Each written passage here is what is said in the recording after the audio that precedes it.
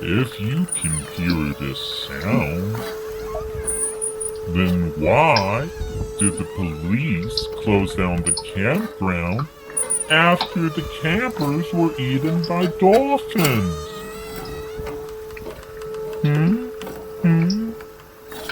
To preserve the crime scene for all intents and purposes.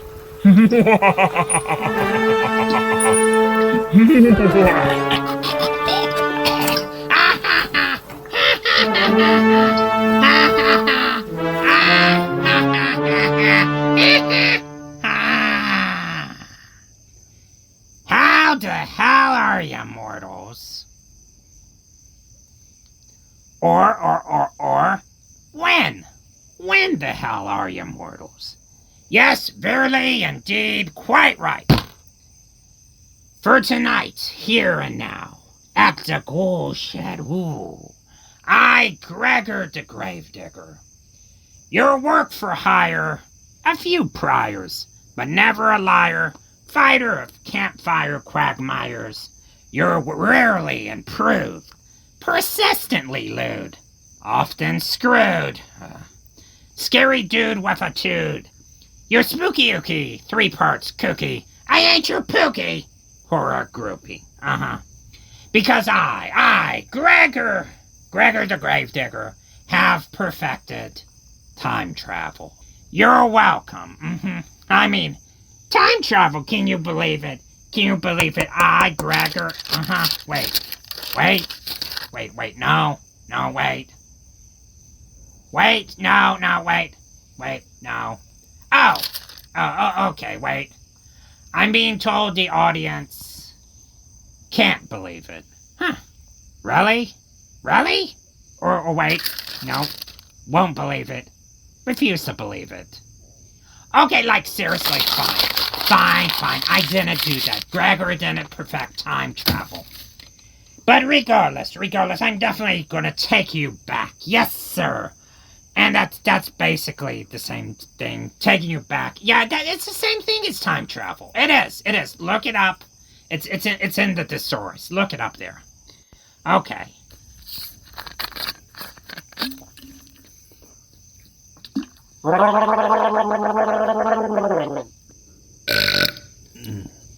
Well, you know, folks, we've come a long ways. Yes, indeed, we have.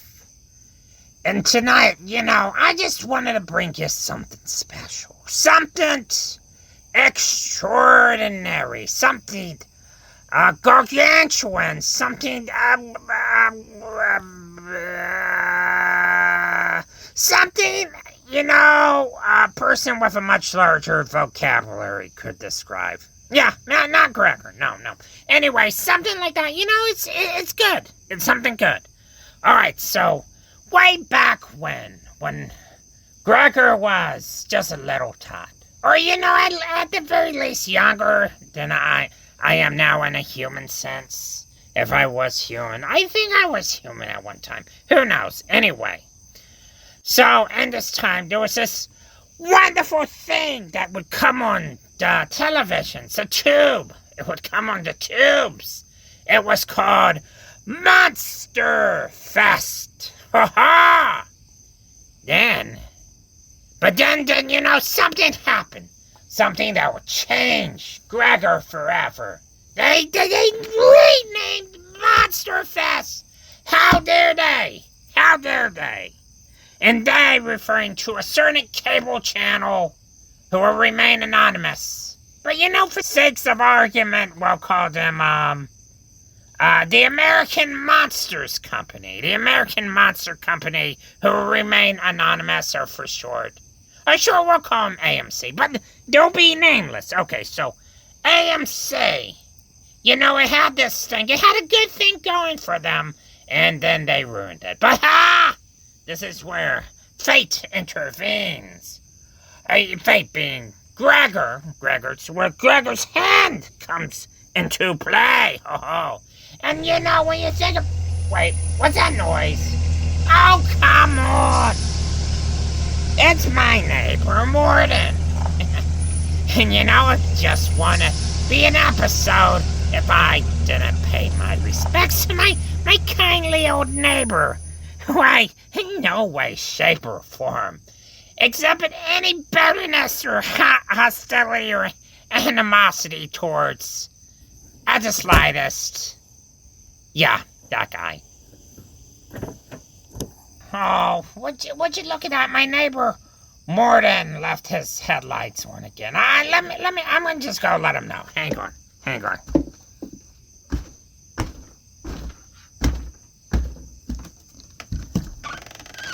Hey, Morden. Hey, Morden, buddy pal. Your headlights are on again. Yeah. No. I'm that's all. What, you think I'm going to say something mean to you? Something wildly inappropriate? No. Buddy, yeah. Look, I understand you're seeing my ex right now, but that's irrelevant. It doesn't affect me. It's all water under the bridge.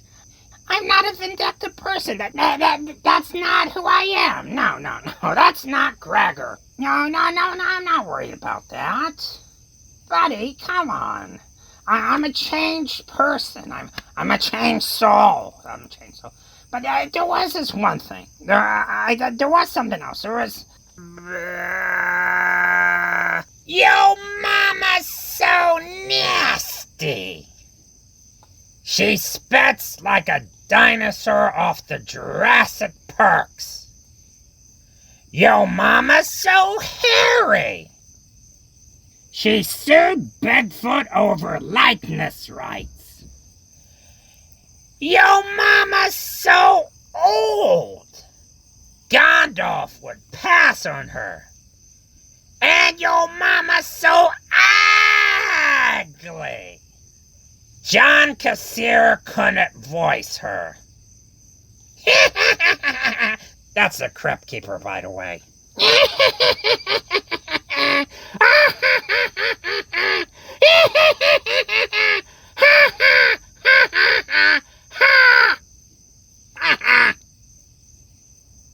Yeah, that's all for now. Yeah, same time next week. Okay, see you then.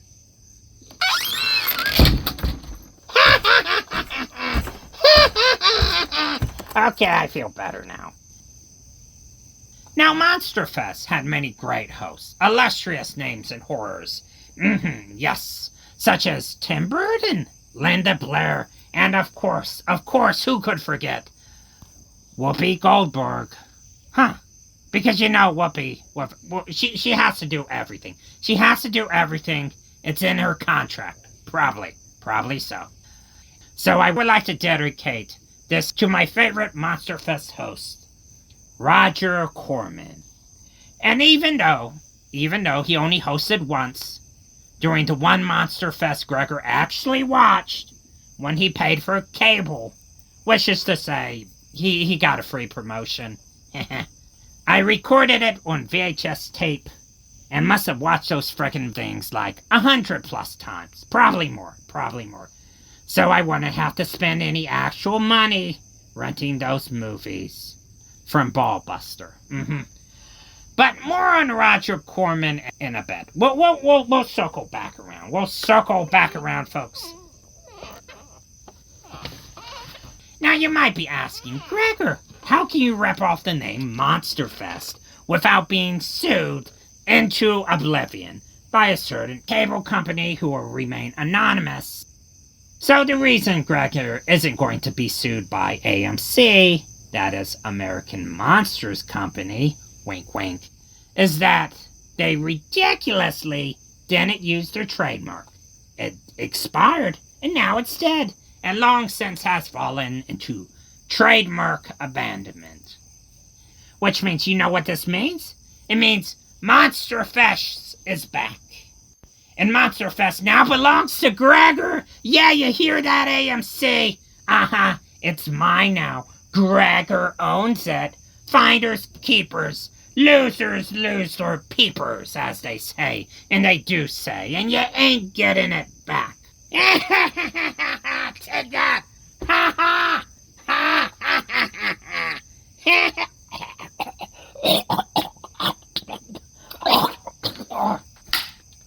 think that was my uvula. Ugh. Right. Okay. You get the point. In your face, AMC. Or either that, or, nobody really owns it. No, I don't know. Why are you asking me? All I know is there's nothing in the world, that's right, in the entire planet, including Australia, called Monsterfest, and no possible way Gregor could face any repercussions by its use at the slightest. Yeah, Gregor's pretty slick, I must say. And I do say. And I, Gregor the Gravedigger, I am proud to be chosen by myself to host this year's Monsterfest.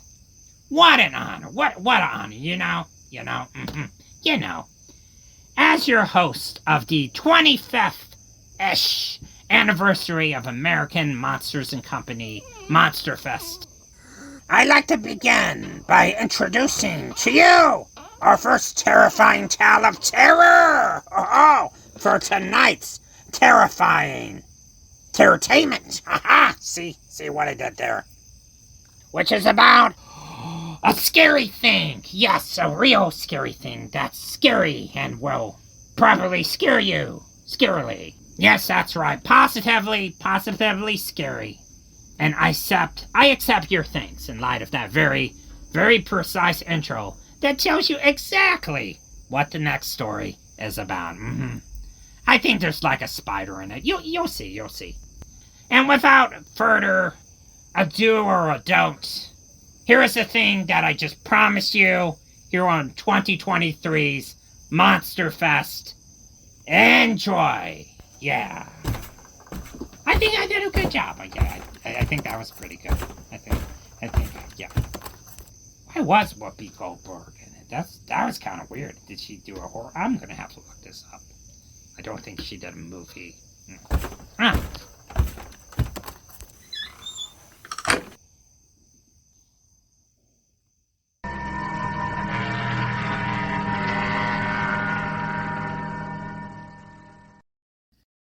In late autumn of 1952, the American Forces Network made the front page of the London Times and caused a sensation across Europe with a special Halloween program. Program director Hunt Downs asked for 3 volunteers among the AFN announcing staff. He took them and a couple of engineers to the old Frankenstein Castle near Darmstadt. They arrived at the dismal, fog-shrouded castle just before midnight, which was airtime.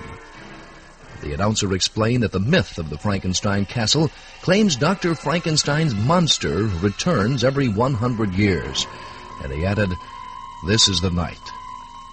Each of the 3 announcers was given a walkie-talkie and a penlight flashlight and sent to different parts of the castle to report on what they saw and heard. There was no script. It was completely ad-lib. And what a psychological experiment. Announcer Carl Nelson's assignment was to enter the Frankenstein family crypt far beneath the old castle. He was told he'd be the first man to go down there in decades. What he didn't know was that the show's producer had set up a statue in the center of the crypt, and at the height of Nelson's self-induced fear, the producer pulled a string and toppled the statue. The following was aired just as it happened. You and I together are going to see what is in the old tomb. We're going to shut the door behind us.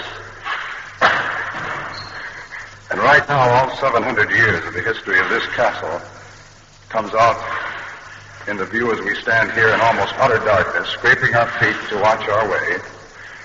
And we actually see nothing as yet, as our eyes have not become accustomed to the darkness, as this little flashlight does not throw out very much light. If the monster were in here, if such fable be true, he could be right next to us. We have knocked over something here that... Excuse me just 1 second, but... What... It seems like this is some type of a... mache, maybe something that... Oh, when that fell, ladies and gentlemen, you can imagine what ran through our mind. It seemed like some type of trying to kick it with our foot, something maybe that looks like a church window that may have been used in a burial service or something, and we're bending over to try to see it. Thank goodness it isn't. We can report it. It isn't alive or anything near being alive. We're shining our light up on the wall as we heard something.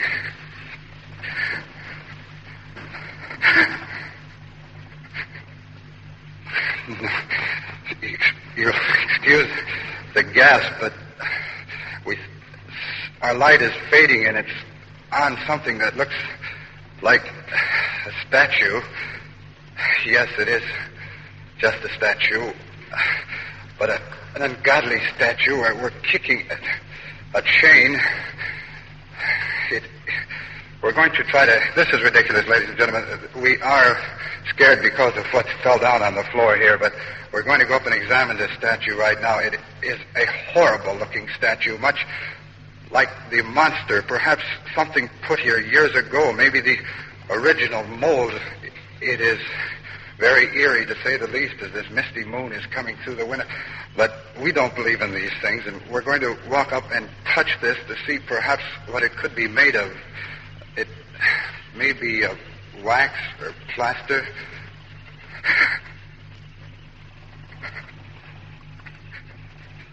No, it couldn't. It seemed to move as we came up upon it. No, this is ridiculous. But, no.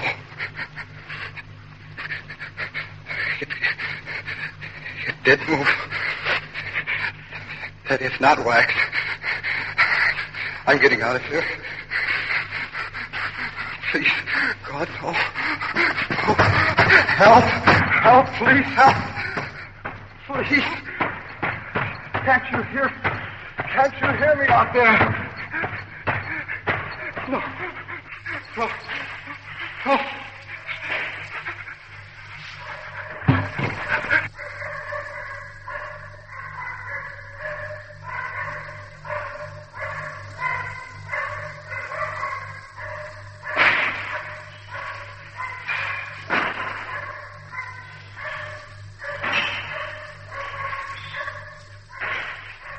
At this point, we should explain that Nelson tried to get out of the crypt only to find the door locked. He fainted. With the mic open, the crew rushed to his side. The last thing listeners heard was someone saying, "This thing has gone far enough. Let's get out of here." Back in the network's headquarters in Frankfurt, the switchboard was jammed by callers wondering if the AFNers did get away from the castle unscathed. They did, of course, but only after a good portion of Europe nervously shivered with Carl Nelson at the Frankenstein Castle.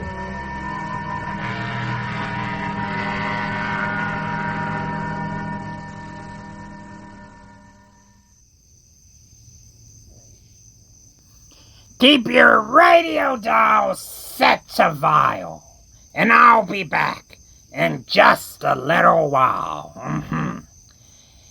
I'm Gregor the Gravedigger, and you're listening to Monsterfest. Ooh, here on Fear After Fright, a horror ride. You know what? They don't give me some coffee while I'm at it. What the hey? Okay, who drank up all the coffee? Jesus, well, I guess there's a little bit left, but...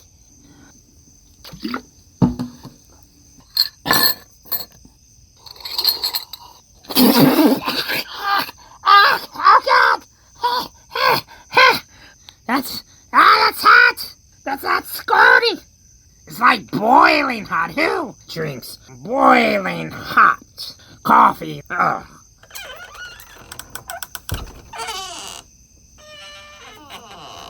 Oh, wait.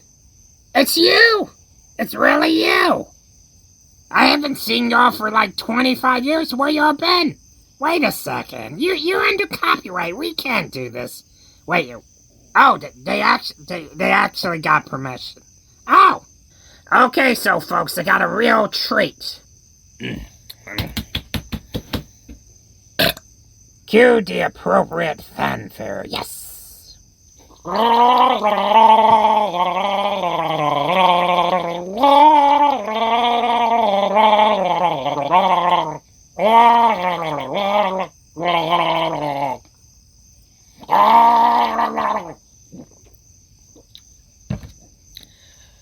Ladies and gentlemen, tonight, I'm here to tell you a pretty weird story. Yeah.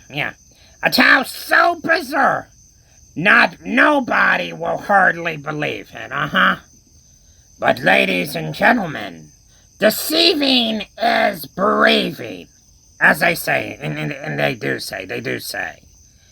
And we, my cohorts and I, got here the deadly proofs of our misadventure. A journey where 13 now of our party met some seriously cool deaths. Seriously cool, like they went out in style, really. And now, ladies and gentle things, before I say any more, I'm gonna visibly show you the greatest things your ears have ever smelled. They were icons and legends in the internet they knew. But now they come to our time merely to hold us captive. A show to rarefy your monstrosity. Ladies and gentlemen, from the excellent mind of Joe Sparks, Red Skull, and Devil Doll, forever legends of the internet world. Oh boy. And I need you to kind of use your imagination that there's a giant skull that's like talking and like a little devil thing. It's kind of cute, but still a devil singing. Just use your imagination. And well, can't believe I'm gonna get to say this. Now it's time to kick it. Yeah! Okay, yeah. They do it better than I do.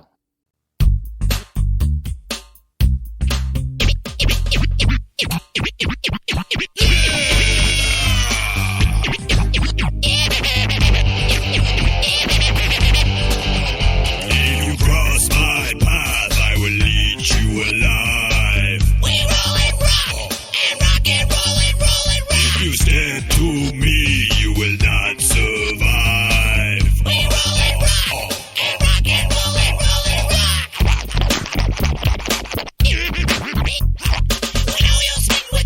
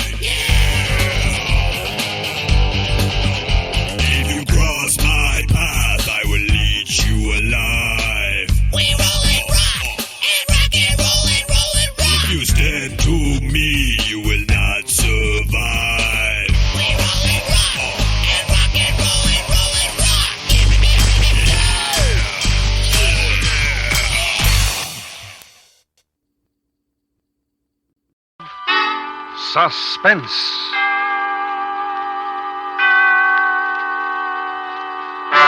Tonight, Autolite presents a new radio adaptation of one of the most famous suspense stories ever written, Mary Godwin Shelley's Frankenstein.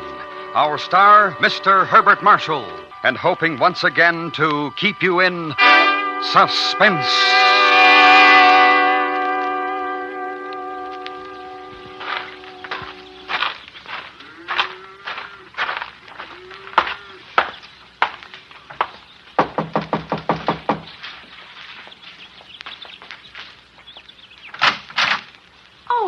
Hello, Victor. Hello, Mary. The Reverend in? Out in the garden as usual. Do you want me to call him? No, thanks. I'll go out. Well, all right. Tell him not to get too dirty. We're supposed to play croquet with the McDonalds at 5. I'll tell him. When's Elizabeth coming home? Tomorrow or Tuesday, I think. You'll both have to come over for dinner. Love to Mary. See you later.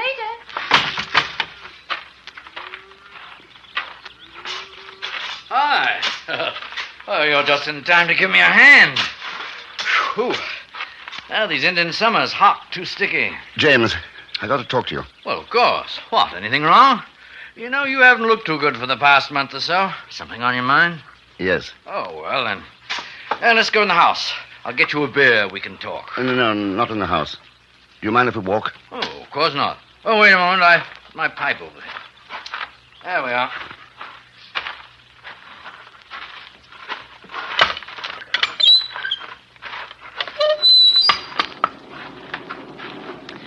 Might get some rain. Hope so. I won't have to play croquet. That's a nice game. James? Oh, look now, we're friends. You know you can speak to me. What's the matter? One of your patients die? You made a mistake, perhaps? No, nothing like that. Perhaps it's worse. I'm not sure. Has it anything to do with Elizabeth going away? In a way, yes. Oh. My favorite place. You know, Victor, I think of most of my sermons standing here looking across the valley. Lovely, isn't it? Got a match? Oh, thanks. Listen, I've been doing an experiment. It's very complicated. And I've almost finished. Well, that's wonderful. I think I'm a little afraid of it. I don't know. I've tried to think it out myself. I can't find the answer. Go on. You believe in God, don't you? Oh, I mean, because I don't go to church, you don't think that I don't believe, do you? I don't think that at all. You're a good man. I want you to promise me something. You've got to promise that you'll never breathe a word of what I'm about to tell you. You have my word. You swear? I don't usually break my word. Oh, I'm sorry. Look, I've made something. It's tremendous. It's impossible. But I think I've done it. And it goes against everything you believe, James. What? What have you done? I've made a thing. I don't understand. I put it together. Heart, brain, nerves, muscle, everything. I've done it. Now do you understand? A complete body. And you're upset because of that? You think that you've done something wrong? But Oh, you're a surgeon. If what you've done will help to save a life, if you've learned more about the human body, this experiment can't be wrong. It can only do good. Oh, I shouldn't worry. last night, I made it move. I'm not certain, but I think I can give it life. Absolute life. Now do you see why I'm afraid? I've created a man.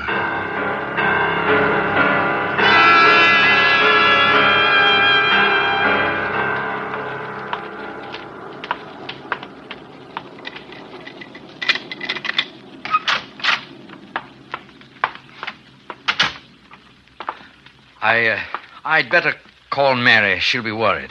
All right, but... I won't say anything.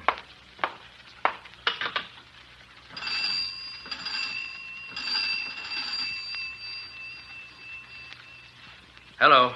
Mary? No, I'm with Victor. Now, listen, dear, I'm afraid we'll have to put off the McDonald's. Yes, I know. Well, Mary, I have something very important to discuss with Victor. It can't wait. Yes, dear. No, don't wait supper. I'll have something over here. Yes, I will. Goodbye. You don't have to see this thing if you don't want to, James. What is it? In my lab. I had an addition built on. I'm the only one who has a key. I don't say I believe what you've told me, but how do you know you can make it live? I mean, is it anything more than galvanic action? You'll see.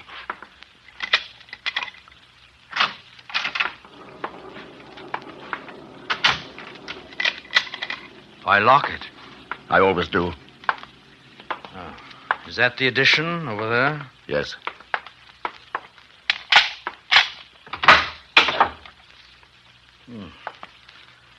Dark. There aren't any windows. It's better that way.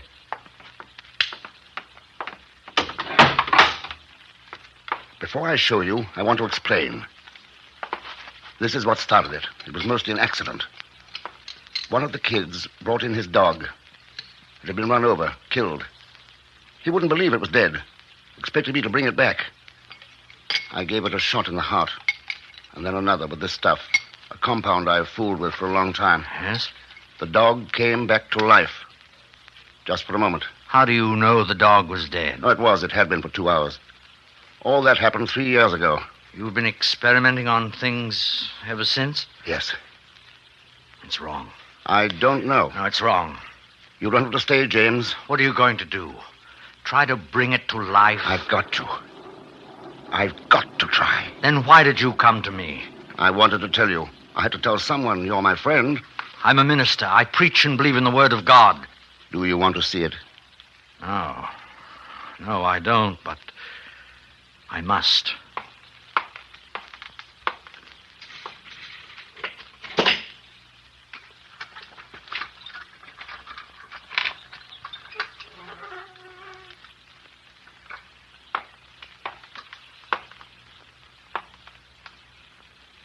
It's not terrible to look at. I've done a pretty good job on it. But it isn't quite finished. I'm not quite done with the face. Oh, my. Well? No.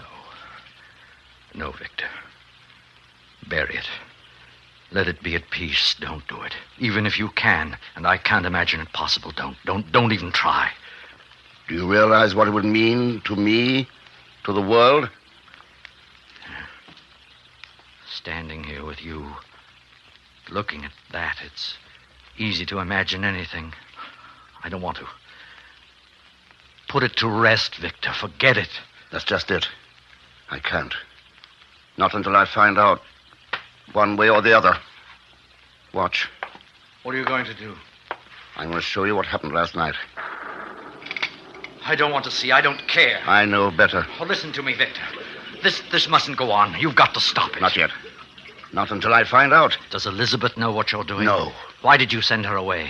I didn't want her here when I made the last test. Because you're ashamed. You know it's wrong. You know what she'd think. I'm not ashamed. I think I'm a little frightened at the incredible greatness of what I've done. It's bigger than anything since the world began. If it moves, if you prove your point to me, will you stop then? Will you destroy it? The formulas, whatever papers you have, destroy all of it, will you? I don't know. Hand me that hypodermic, will you? No. All right. There. If I say I believe you, Victor, if... You don't have to be afraid of it. It couldn't hurt you, you know. There's only enough of this stuff to stimulate a small portion of its brain. I'm not afraid of it. I'm afraid for us all. I've never preached to you, Victor. It moved its left foot last night. Then the right. I'm going to try the arm now. Move the light over, please. Thanks. Watch carefully. Only takes a few seconds. Now.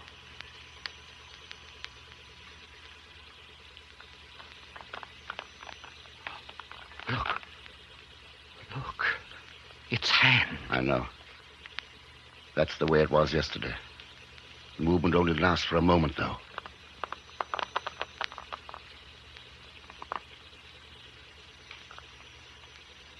That's all. I don't know what to say. I don't even think I understand what I've seen, except that it's terrible. Because you don't understand, or because of what it means? I'm afraid, if you like. I'm afraid for you, for what you've done. That thing lying there, you've got no right. I won't allow... What's that? What? Listen.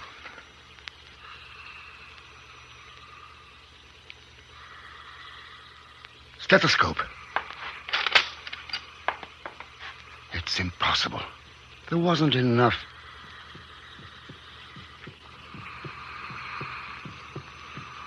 It's breathing, Victor. What have you done? The thing's alive.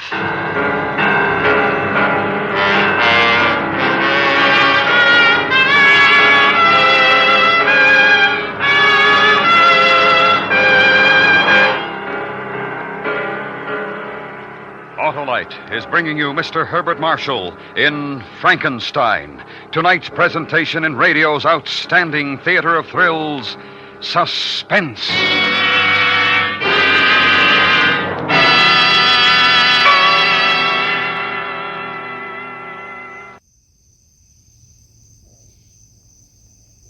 Welcome back to Monsterfest, folks.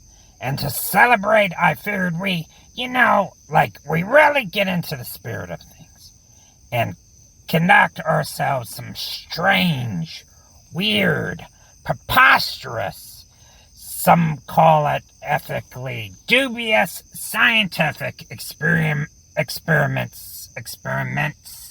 No, the mints, they first experiments.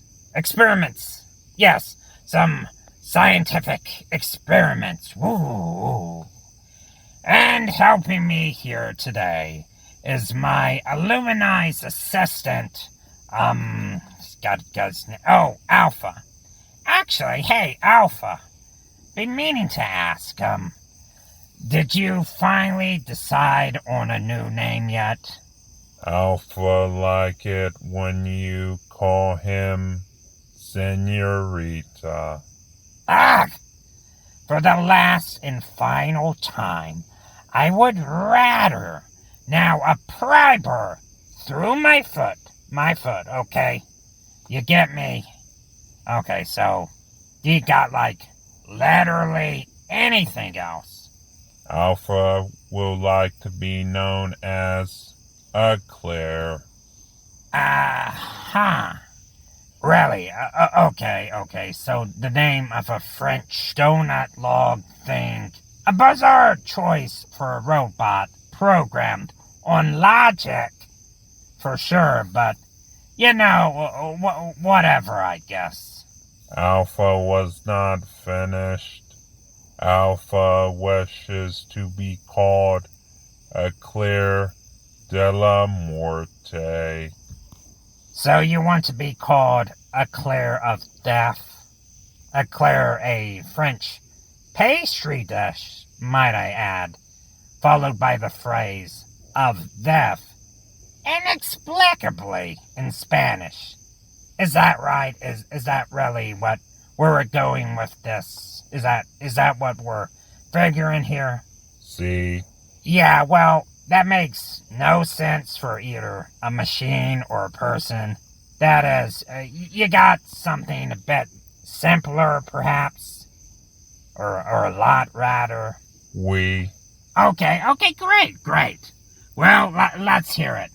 Alpha will now be known as 0110011001101101010. 01010. Okay, no, wait, stop now. Not quite what I meant by simpler. You know, Alpha. I'm starting to suspect your inventor may have dropped you a few more times than you have readily disclosed. So given that, why don't we just go with robot? Robot for now, okay? Robot approves. Okay, well, we're about to begin this experiment, and I tell you folks, it's real cutting-edge stuff. Strange and scientific to the extreme. I mean, some real groundbreaking work, yes, verily indeed. Quite right. And that I mean because we're literally gonna break some ground, probably.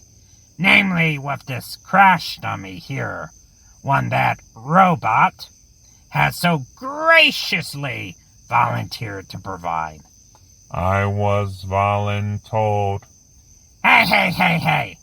Tomato, Galileo, potato, volcano. It's all the same stuff, okay? So, just to tell you folks, just to give you an idea, a visualization. We're about 40 feet up in a tree right about now. And we're gonna find out what would happen if you were accidentally now, to fall out of a tree while on fire, bound in phone cords, duct taped to a panel of glass, with your feet tied to cinder blocks, 45 feet falling into a 5-gallon bucket filled with, garden gnomes, boosted from my neighbor Morden's property.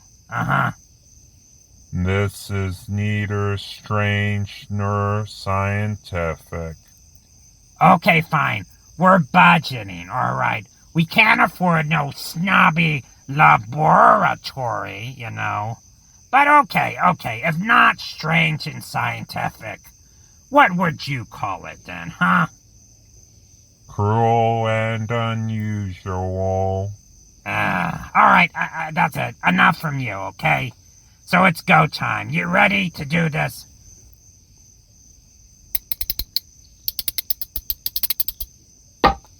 Absolutely, pals.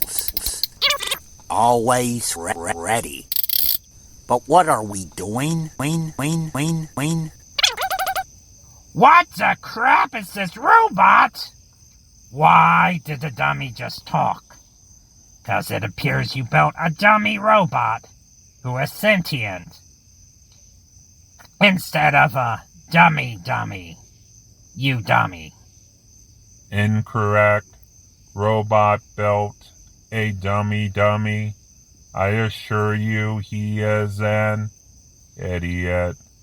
That sounds fascinating. What's an idiot? You blockhead, not that kind of dummy. A crash dummy. Interesting. What's a crash dummy? Oh boy, so you don't know what a crash dummy is, or for, robot, how big of a quote-unquote dummy did you make him? Query. Dummy. Robot will calculate. Wait, is that dollop, like, seriously? Yeah, actually, but then again, you are a 1940s robot, so I suppose that's actually pretty cutting edge, actually. Calculation complete. He is a 100% capacity net wet. Wow, I never knew I was full of capacity.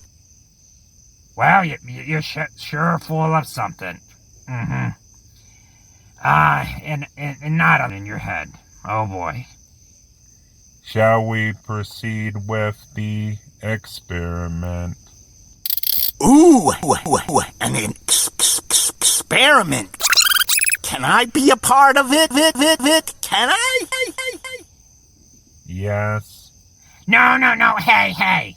We need to talk this over. We need to talk about this, because now it sort of feels like, like profoundly wrong. Because, like, there's suddenly this big moral dilemma here with, what's-his-face. Oh, crap, I forgot. Wow, I'm sorry. Now I feel really awful about that name. The name I gave him all of a sudden. Ooh! What's my name? No, don't tell him. Intuition the crash dummy. I love it! Of course you do. Not so much, all the moms who are going to write us after their children listen to this episode. Oh, boy. Contusion. That's a fine name. I can't wait to use whenever I introduce myself to new friends. Wait, excuse me, new friends? That's right. Oh, crap, so you, think... Right. I don't know how I came to being, but I just want to live a long, happy life to the fullest. I want to work and travel,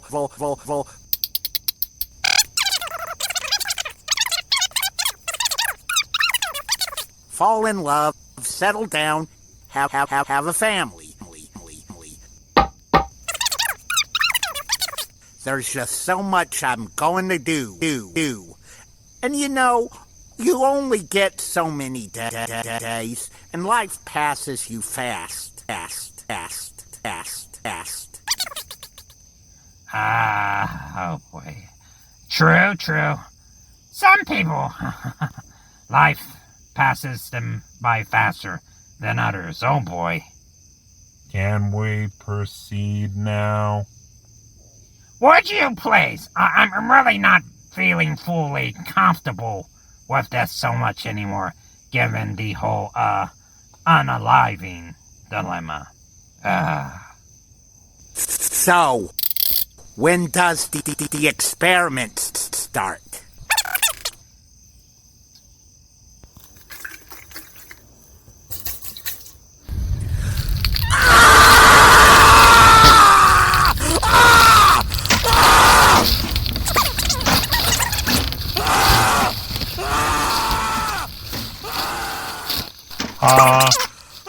Claire de la Morte strikes again. Ha. Robot, ooh. That was pretty... Oh, wow. That was pretty jacked up. Query jacked up. Robot will calculate.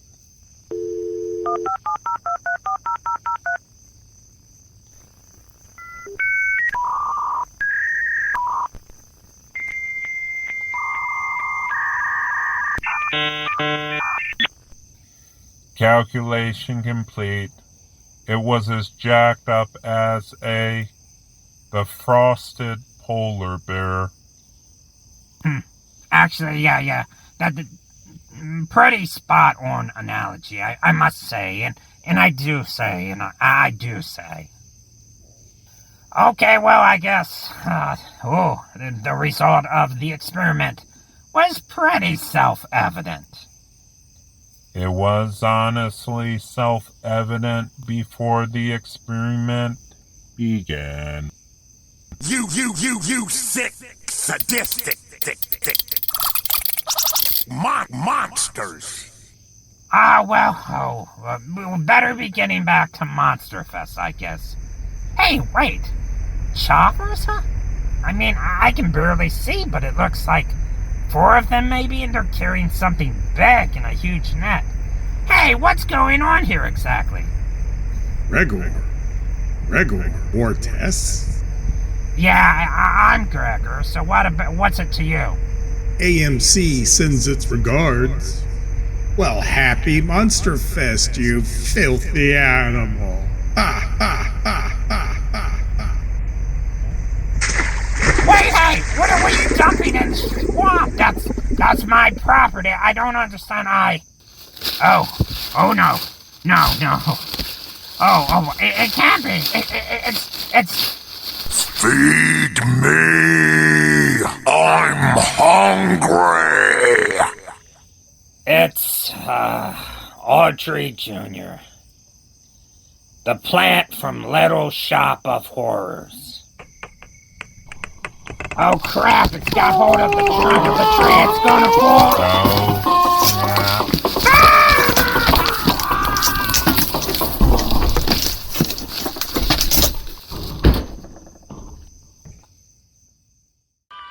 And now, Autolite brings back to our Hollywood soundstage Mr. Herbert Marshall in Elliot Lewis's production of Frankenstein, a tale well calculated to keep you in suspense.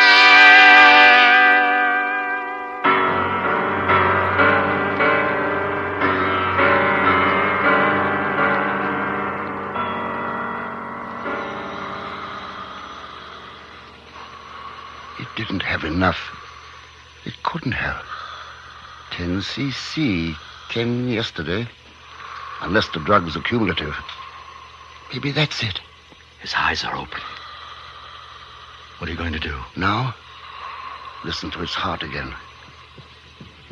It's got to be destroyed. You've got to put an end to it. It's inhuman.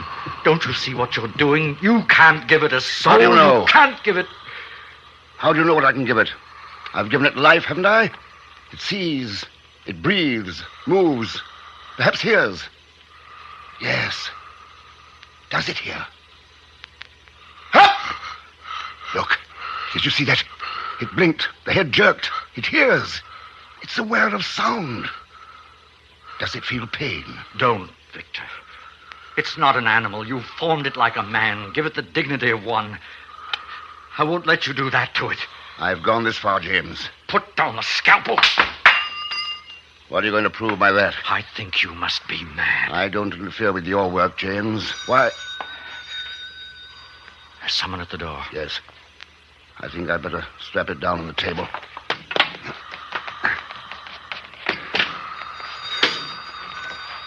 You won't forget your promise, will you?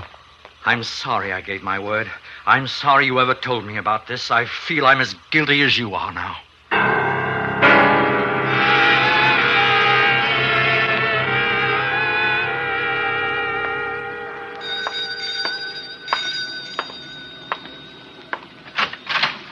Well, whatever took you so long? Hello, James.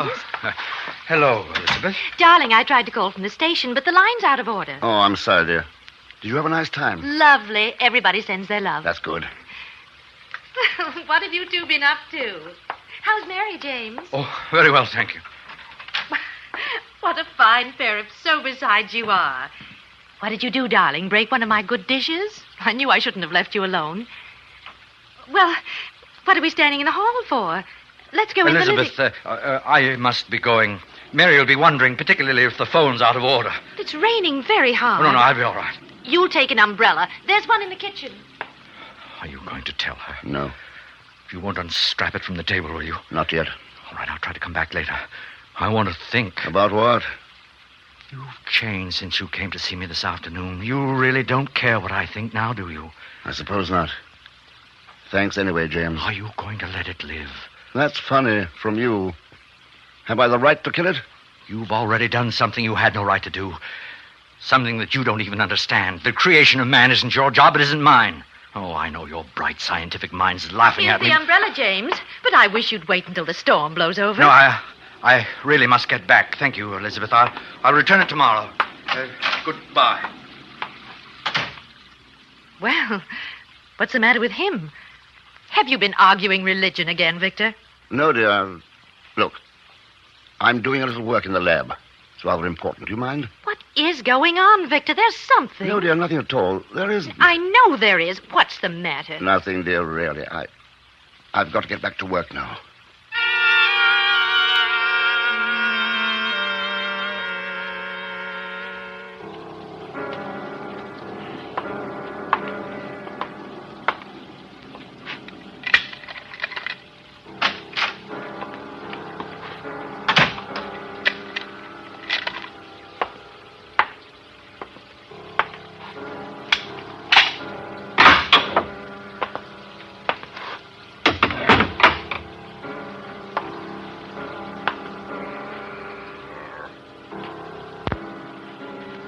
broke the straps. It got off the table. It broke the straps. It's just standing there looking at me. What do I do? Talk to it? What do I say? Can it understand I've done it? I've done it? It's almost perfect. Muscular control. Coordination. I wish I'd finished the face, though. It must be terribly strong. That's odd. It's not over average size. Now what?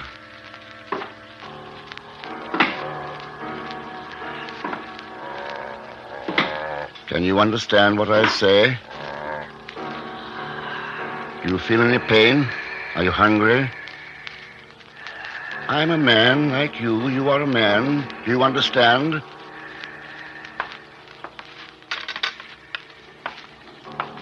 Here. This is a mirror. You can see yourself in it. Look.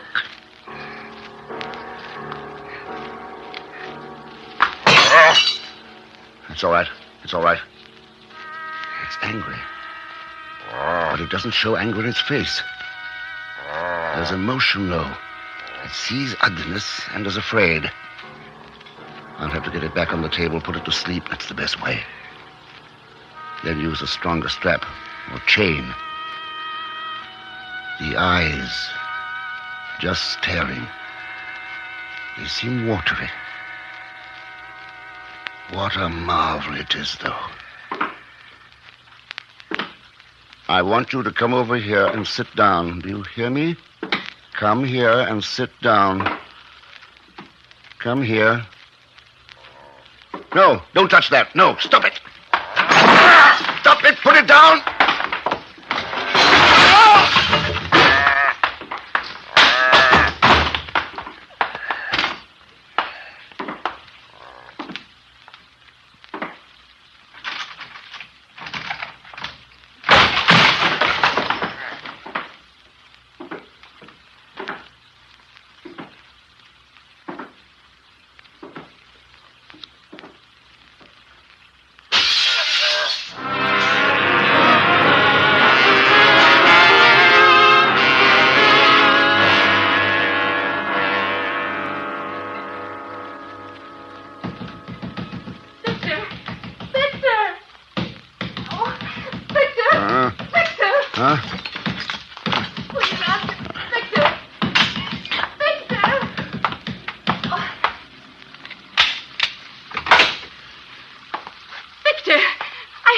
Upstairs. What's happened to you? Who broke the window? The window. Oh, Victor. What's the matter, dear? What's happened? Did you see anyone? No. Did someone break in? Elizabeth, don't ask me any questions. Just do what I ask. Get your coat on. But why? I'm taking you over to the Gibsons. I want you to stay there. Oh, why? Why? What is it? Oh, Victor, please. I can't tell you about it now. You may have to stay there all night. Hurry, please.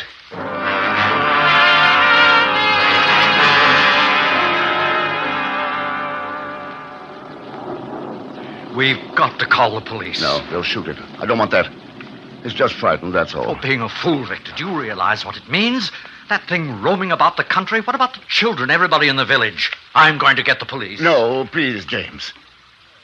Give me a chance to find it first. Then what? You do a few more experiments, give it speech, perhaps, and it happens again? It's mine. I made it. I'm not thinking of that now. It's Mary and your wife. We don't even know where it is. If it wants to kill, how do you know where it will start? All right. Just give me an hour. Let me try to find it before we call the police. If I do, I'll take it back and destroy it myself. Do you give me your word? Yes. All right. I'll go with you. Thanks, James. I'll get my rifle. Do you have a gun? Yes. But I'm not going to use it unless it... Yes, unless. That's why I'll take mine. Shan't be moment.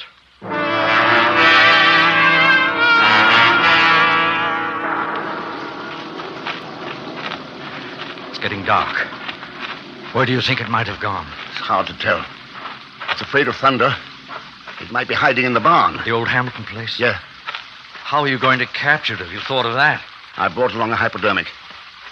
You're not afraid anymore, are you? No. That's strange, because I am. Not of what it might do to me, but because of the fact that I've seen it. I know it exists. There's the barn. If it's in there, there's no way out the back way. It was boarded up, wasn't it? Yes. I'll go in. Wait out here, will you? No, I'm coming with you. No. If it's in there, if it tries to escape, shoot it as it comes out. Oh, don't take the chance. It won't let you get near. I'm going to try. Thanks, James.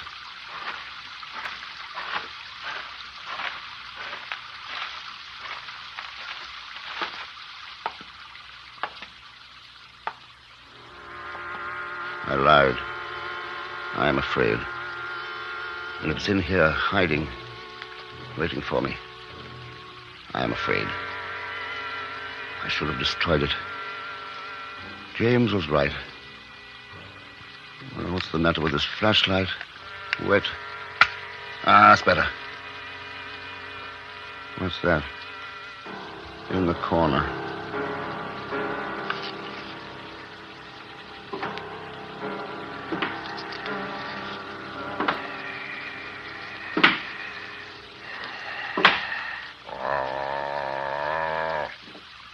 I won't hurt you. It's all right.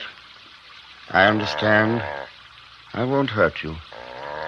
Don't be frightened. It's going to be all right. You'll hardly feel this. It won't hurt.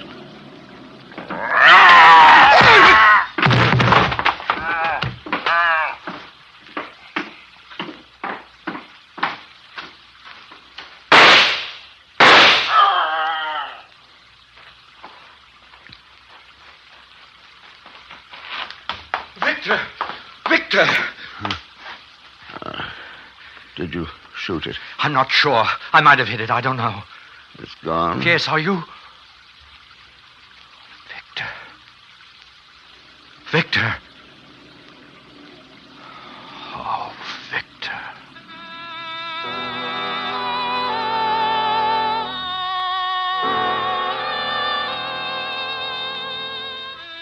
He never recovered consciousness again.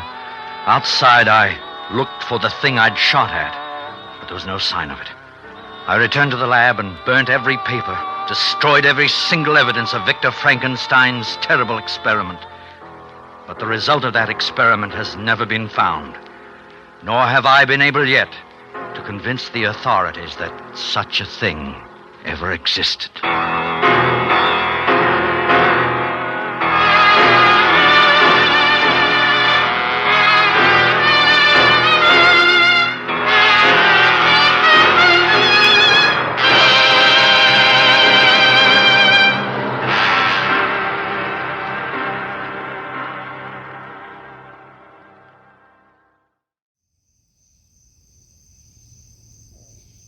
Food! I need food!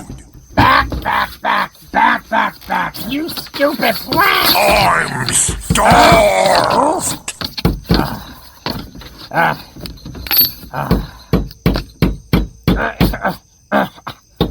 All right, okay. Woo! That should hold him, I think. I think that should hold him, and, well, folks, Monsterfest. I tell you, it's really living up to its name. Oh, boy. Give me a second.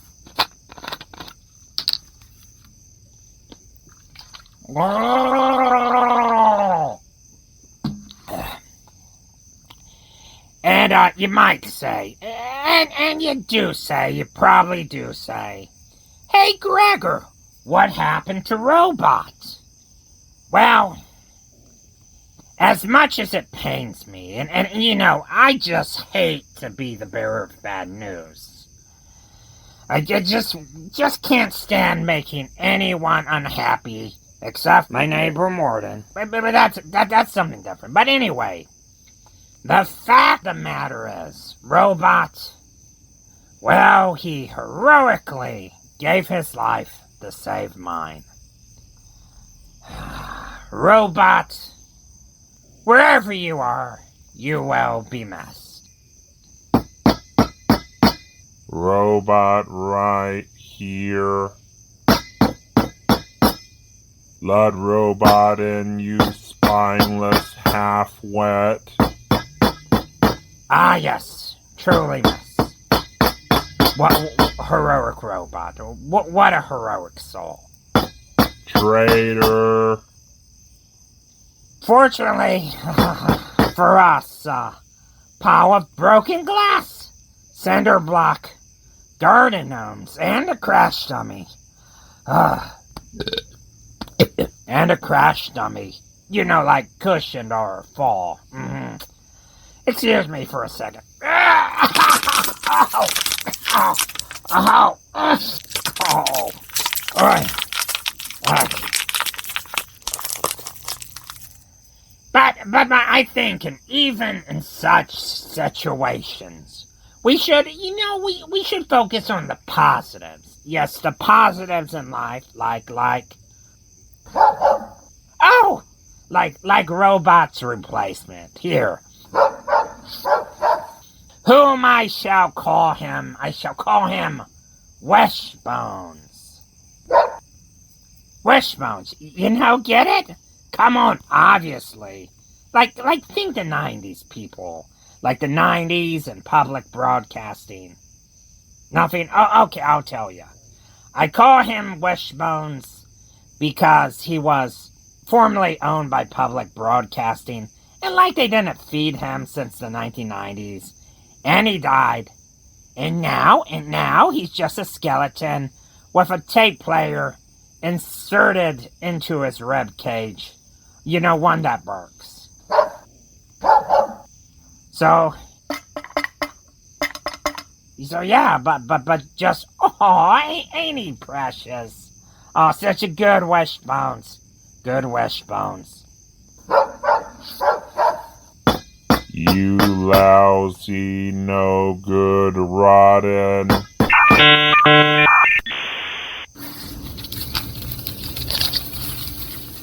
I need some chow! Huh? You look fat enough!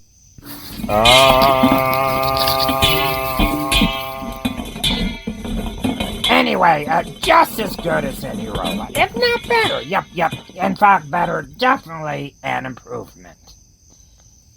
But any horror, welcome back to Monsterfest. Woo, I am your host, Gregor the Gravedigger. Give me a second.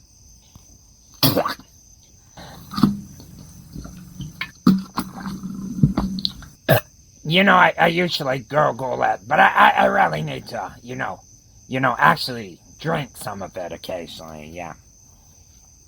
Formaldehyde keeps, the icky, the ooh black in my veins flowing. And that's important. That's important. You have blood. Gregor has ooh black. Yeah, look it up. Or don't. But I'll worry about that later. First, I would like to say a few words. Words in tribute now to one of the most prolific filmmakers of our time. Or all time, our time, depending on... I don't know how old... Well, definitely my time, because I'm dead for a very, very long time. Maybe your time. It depends on your age. Don't question it. Anyway, the most prolific filmmaker of a certain time period. Tonight's honoree. The one, the only. Roger Corman. Roger Corman. That non-stop doc of shock. That celebrated, understated, non-moderated, exploitative, seldom G-rated, creative. That unabashing, budget-smashing, box office cashing, monster thrashing, cur-crashing, blood-splashing, Poe rehashing, norm bashing, culture clashing, skin flashing, premier, king of the best movies. Yes, verily, indeed, quite right. The maestro of matinees. Corman was always ahead of his time. Yes, sir. A filmmaker who could do, on a single dollar, what it took others 10. And thus enabled Corman to create films defining entire genres of movies. Not just a single character, oh no. Not just a single film series. Not just a single genre. But whole genres, plural now, can trace many of their better-known defining traits to this one remarkable filmmaker. Oh, give me a second. Stupid thing. Okay, where was I? Okay, there, that's better.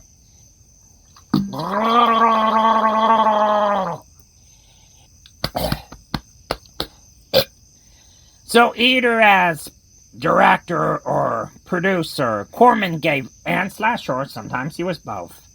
Corman gave us such gems as 1954's Fast and the Furious, Death Race 2000, Piranha, The Pit and the Pendulum, The Raven, House of Usher, Tales of Terror, X, The Man with the X-Ray Eyes, Attack of the Crab Monsters, It Conquered the World, Teenage Caveman, A Bucket of Blood. Oh, hang on. How many of these things are there? Jeez.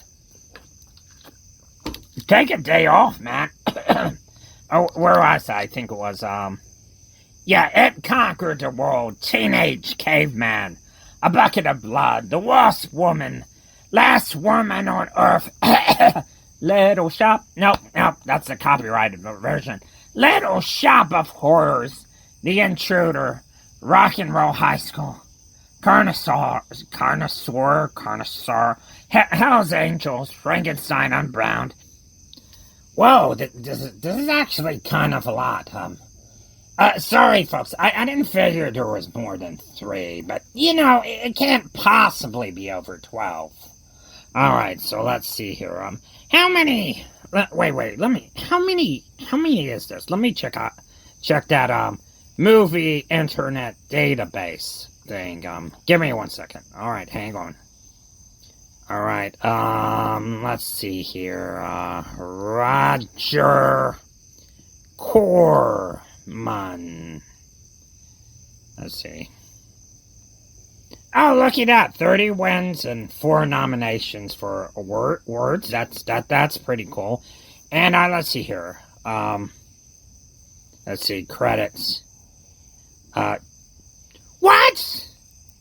Director 56, producer 513. What? I gotta read all of this. Oh, don't you dare sneak out on me. If I gotta read through every film Roger Corman has either directed or produced, you're staying with me. Now, I'm gonna start. And when I do, don't you dare. Don't you dare try to slip out and, go back to the show, the program, the story for tonight. You're gonna do this. If I gotta do this, you gotta be here with me. Okay? Okay. See, okay, let's continue. Let's continue. Smokey Bites the Dust. Next year, if all goes well. The Territory. Saturday the 14th. Galaxy of Terror. Slumber Party Massacre. Battlestruck. Fitzcarraldo. The person. Tired of the everyday routine? Ever dream of a life of romantic adventure? Want to get away from it all? We offer you Escape!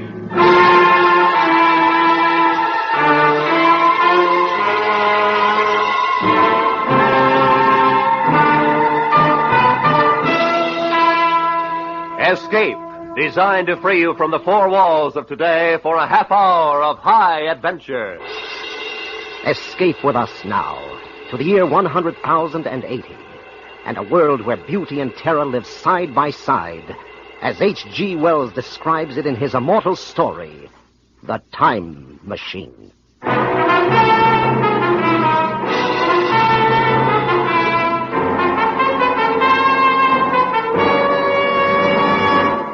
Dudley, you must be mad. A time machine. Yes, my friend, a time machine. This thing? This very thing. This contraption? This framework made of quartz and bronze, and ivory, with its levers and its dials and its seat in the middle. This is the result of 3 years' hard work. I promise you, Fowler, that on this machine a man can go wherever he likes in time. By working these levers, a man can choose his century, his year, his very day. Oh, really, old man. Time is only a kind of space. If we can move about in all the other dimensions of space, why not in time, too? It's impossible. Out of the question. Well, what are the journeys I've already taken on this little contraption? I'm afraid you've been having a bad dream. Very well. You shall have proof, my friend. How? Just climb on, Fowler. Sit in the seat beside me, face these ivory dials, and I'll take you for a little spin. Well, you mean right now? Right now. Or just, in case this thing should take off like the flying red horse, are there any, Any preparations? No, Fowler, no. You won't need any luggage on this trip, not even a toothbrush. You'll be back here in my laboratory in less than a minute. All right. I'm on. Now what? Hold tight. It sways a good deal. I'd hate to lose you. I can't be frightened, Dudley. Then you're braver than I am. Tell me, what time is it? It's, just 12 noon. Before we start, I want to adjust this control a bit. Is everything shipshape? Tell me, did you notice anything just then? Only a noise, a humming noise, nothing else. And what time is it? You just asked me, old man. It's 12. Well, that's odd. What? My watch says 11 o'clock. I could have sworn it was noon a moment ago. There must be something wrong with it. It's only that I touched the lever to test it, and we've gone forward a full day. 23 hours, at any rate. Yes, but Dudley... Finished scoffing, Fowler? Yes. Yes, I believe I have. Then hold tight. This will be the real article. I'm ready, Dudley. Good man. Well, say goodbye, Fowler. Say goodbye to 1950. We went off with a shattering jar, with the machine swaying under us. The walls of Dr. Dudley's laboratory suddenly fell away, and night was speeding after day like the flapping of a black wing. I saw the sun hopping across the sky, leaping swiftly across it every second, and every second marking a day. I saw the moon spinning through her quarters like a ball, from new to full, all in the twinkling of an eye. Trees grew and blossomed like puffs of smoke, and then passed away. All the while we were going faster. Now our pace was a year a second, so that second by second the white snow flashed across the world, and was followed by the bright, brief spring. And still we went on, into the future. How do you feel, Fowler? Very weak, very dizzy. Don't let go, don't fall off. Where are we? How far have we come? We're in 100,050, and 60, and 70. That's enough! Stop it, Dudley! I can't stand anymore! Stop it!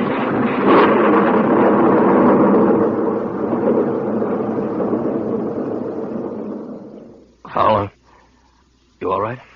Yes, I believe so. No broken bones. What happened? Not sure. Must have stopped too suddenly. Where are we, Dudley? Look around for yourself. A wide lawn and a beautiful, vast garden. No, I meant geographically. Just where we were when we started, where my laboratory stood. And the year, Dudley? What is the year now? 100,080. It seemed absolutely incredible.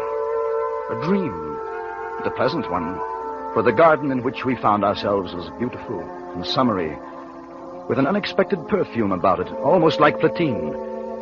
At some distance, we could see a large and imposing building, and everything was quiet and peaceful, but almost too much so. And the sense of strangeness, of incredible strangeness, sent a shiver up my spine. 100,080. Fowler, do you want to go back? Yes, I rather think I do. Let's go back. Dudley, From over there, in the bushes. It sounded human. Come on. Yeah.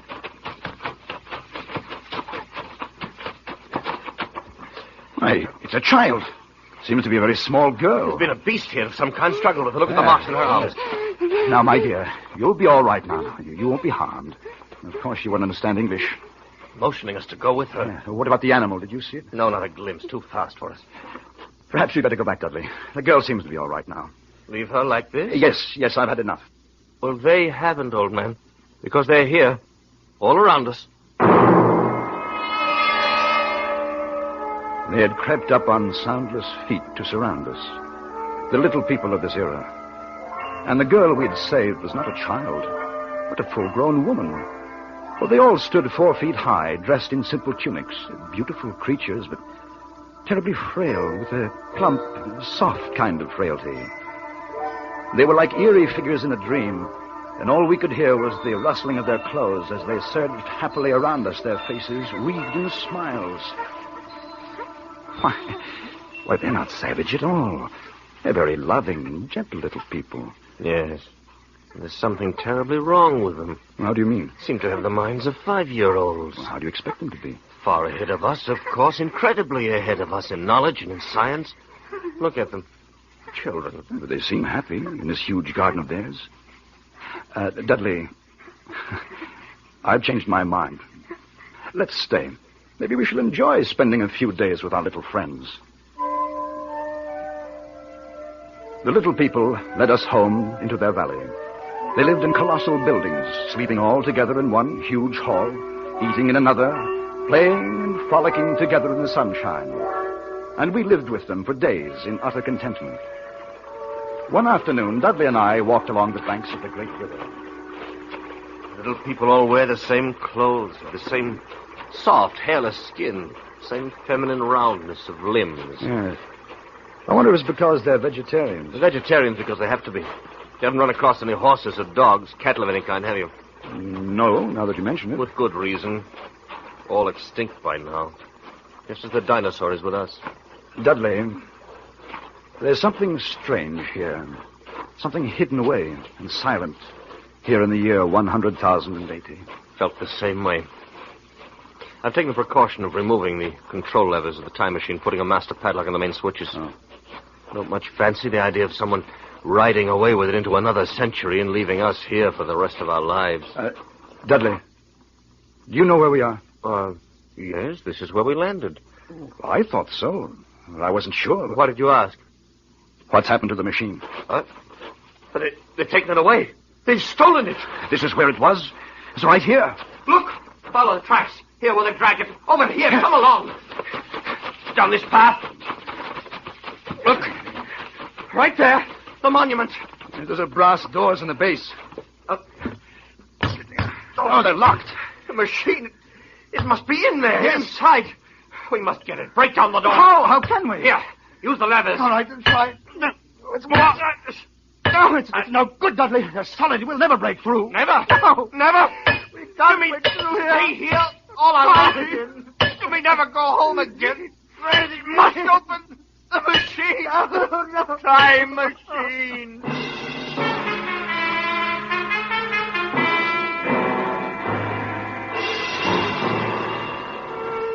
We were caught in the year 100,018. The time machine was gone. The brass doors of the monument held. Our retreat was cut off, the thin line by which we could make our way back home, back to our own time and our own people, back to 1950. We had no way of communicating with the little people, of asking what they had done with the machine. There was nothing hostile in their attitude. They were more like simple, wandering children. Only one, the young woman Weena, whose life we had saved on our first day, had become really friendly. She went with us wherever we walked and brought us presents of garlands, of flowers, slept near us at night in the hall, and we in turn had taught her a few words of English. Now we redoubled our efforts, like men racing against a clock, so that we might speak to her and discover the secret of our immense loss. We were talking to her one night after the others had gone to sleep. No, not these, Dudley. No. How can you be so sure your people didn't steal the machine? Aren't there any thieves among them? Are they all perfect? No, not so loud, Dudley. You'll wake them. Besides, she doesn't understand. Thief must be sleeping somewhere in this hall. Weena, They take machine. No, Dudley, no. Who then? Who? We are friends. Yes, We must have machine. yes, Dudley, yes. Who took machine? Other people, not yours? Other? What about those doors, Weena? Doors open. No, no. Weena, machine in there must open. No, no, not open. Oh, all right, my dear. Go to sleep, get some rest. Yes, Dudley. What's to become of us, Fowler?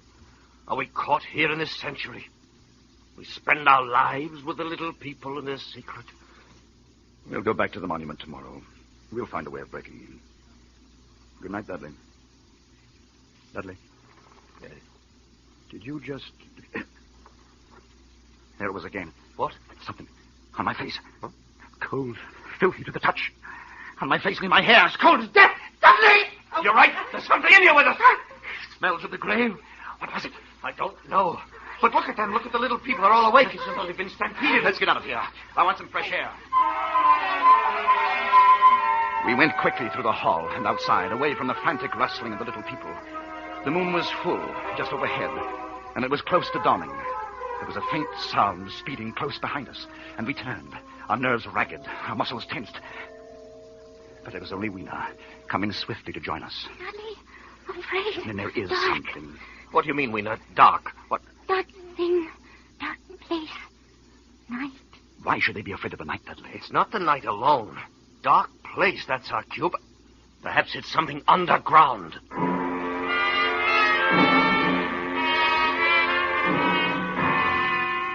It was another day. We had wandered into a lovely wooded place about a mile from the community. And suddenly Weena screamed. Father! We stopped short. A pair of glaring eyes were fixed upon us. As we stood there, petrified, the thing, a little ape-like figure, rushed across our path and disappeared in a clearing about 30 yards away. What was it? I couldn't see it too well. It seemed to be a dull white with white hair on its head and down its back. It looked like a small ape. It was running on all fours, with its arms held very low. Weena, what was it? Morlocks. Morlocks. Who are the Morlocks? What are they? Weena, tell me. No. Let's go over there and see where it disappeared. Come along, fella. In the clearing, we found a round, well-like opening. Dudley and I leaned over and looked down a deep shaft. A small white creature was retreating down a ladder in the well, like a human spider, its large, bright eyes watching me as it went swiftly down. Then it disappeared in the shaft. Fowler, did you see it? Like an ape. Yes, but also like a man. So there are two species of men in this world. Yes. The little people above the ground and this obscene thing, this bleached monster below. That white look, common to animals that live in the dark. Like huge rats, like worms that are cold to the touch. I know, because they've touched me. Fowler, you can feel the air being sucked down into this shaft. Yes. The earth must be tunneled enormously here under our feet. These monsters must live in the tunnels. I think we know now who stole our time machine. Yes. Then we'll go down and have a look. No, not go. Why not, Weena? Morlocks. You'll never come back.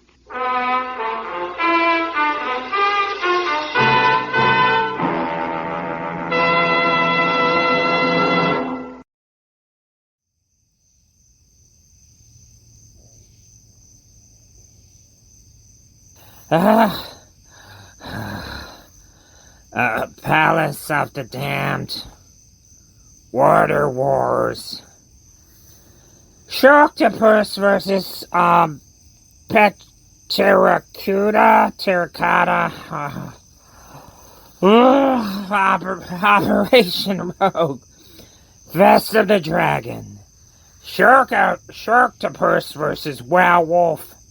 Death Race 2050. Death Race for... Oh boy. Beyond Anarchy. Cobra Gator. Abduction.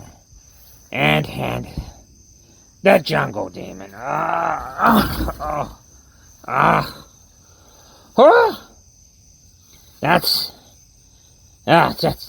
a lot of movie. Excuse me.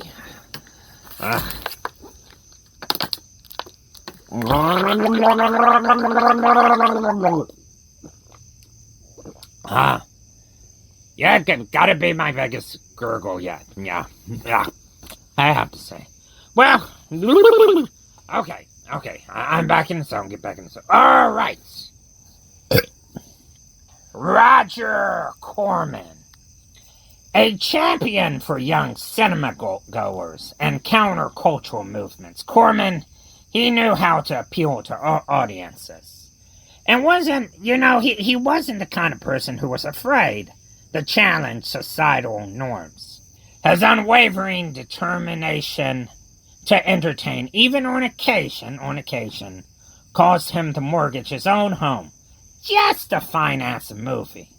And if that's not enough, on another occasion, he even put his own life at risk, having been threatened multiple times after making the pro-integration film The Intruder. Yes, sir.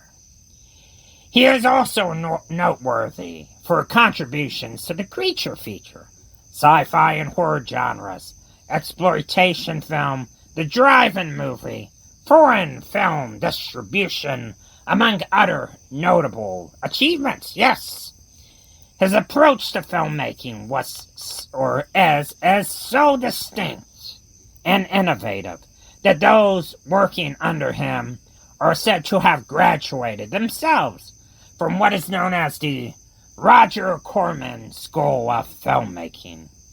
In fact, it is the opinion of many that... Gregor!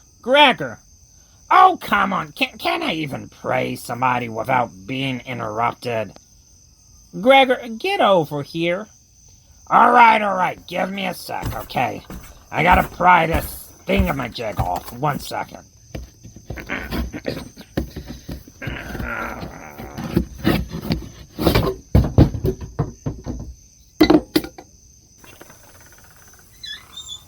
Deputy Boyd, what a pleasant surprise. Is it that time to collect charitable donations? Well, allow me to get my wallet just once. Shut up, Gregor, before you get arrested for bribery, okay? You know good and well, I'm sure, that some of your neighbor Morden's garden gnomes inexplicably have seemed to have, mysteriously wandered off. Now, of course, given our history of interactions, I suppose you wouldn't know anything about that, per usual, Nope, not a clue. Scouts dishonor. Yeah, I figured as much, but off the record, garden gnomes, seriously, Gregor, usually it's like missing tools, extension cords, or like that time it was the inspection sticker off of Morden's van. Hey, now, that was his mother's van, and Hurley, nobody ever drove it, and... And so it's very strange it went missing and mysteriously, might I add, ended up on my truck. Yeah, weird. Guessing some young street urchins. Obviously, some riffraffs must have been up to their, devious, shiftless ways. Yes, sir. Look, Gregor, I don't know what's been going on with you, but, perchance, would it have something, I don't know, something to do with your, ex-wife? The one I saw leave Morden's house not more than, 5 minutes ago? It bothers you, don't it? In the most 90s way. I'm not bothered at all. I mean, really, I'm not, I myself am a botherer, and how possibly can one bother a botherer, you know. For one, by simply bothering them. But, Gregor, you need to give it a rest, okay? I mean, seriously, this is like my second call here this week. Hey, now, it's been a long week. Gregor, it's Monday. Shut up and give me food! To hell was that now? Gregor, to hell was that? Oh, sorry. Where are my manners? I almost forgot to tell you about the killer plan outside. Dadgummit, Gregor. I knew it. I knew it. I knew I shouldn't have come here on a Monday. Oy. Okay. Should I even ask? No, the plot probably wouldn't make much sense if you did, no. But hey, look on the bright side, yes, the bright side. It's not like it can walk. It's only able to, wade in the swamp, is all. We're perfectly safe here in the coal shed, yes, sir. Geez, Gregor, like 90% of your property is submerged, okay? This shed that we're in is directly next to the swamp. Not to mention your actual house, the one you no longer live in, might I add, since it sank into the swamp. How long do you actually expect us to last here? I mean, at least 40. Hours? More like minutes. Good heaven, Gregor. I mean, wait, hold on. Didn't you tell me last week you had tenants living on this property too? Gregor, open up, unbar this door. Feed me! Grr, ye be a scurvy devil. Oh, really? A scurvy devil, huh? Be I really a scurvy devil, I be? Yeah, the scurviest. Fine, whatevs. Whee! Mr. Test, it's terribles out there. There's a monster, there is. Grr, be the kraken, ye may lay to that. Gregor, why is there a pirate and a toy soldier? The ones with the terrible accents, might I add. And standing in your living area. Oh, sorry, so rude of me. Deputy Boyd, this is Timus the Tin Soldier, and Saul. Sawtooth the Pirate. I busted them out of development hell last month. So, Saul, your name it's literally Sawtooth? Right ye are, Constable. And you guys, y'all just came from development hell. Sure enough, we did. Oh, okay, I mean, sure. Why not? Anything else y'all want to bring me to speed with? Oh, I mean, actually, yeah, while I was in development hell, I spoke to your great-great-grandfather who died just before the Civil War. Wow, I mean, did he say anything? Yeah, actually, he said that he had some regrets. Oh, okay. I got you, like building that outhouse on the fault line. More like slavery. But, he said at least he could take some comfort in knowing his descendants would never be so foolish as to support an insurrection against the United States.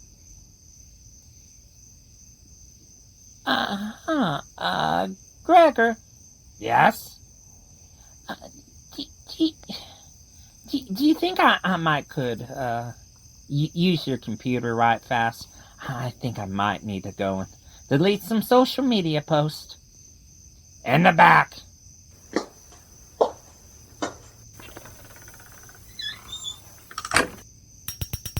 Oi, Mr. Tess, not to contradict you, but I don't remember him saying that. Oh, he didn't, but I figured it was going to be pretty funny. And it was. Yeah, but Gregor, I be thinking ye be losing audience within that joke there. Well, most likely, yes, some. But on the other hand, it's a sort of joke I think Roger Corman would definitely enjoy. And on the other hand, it's like I always say. Screw him? Ha ha ha, exactly. Ha ha. Anyway, folks, where we sort through our monster plant problem, whatever, Audrey the second, why don't the rest of yuns get on back with the show, and we'll be right behind you. Okay, let's figure this out. I'm hungry.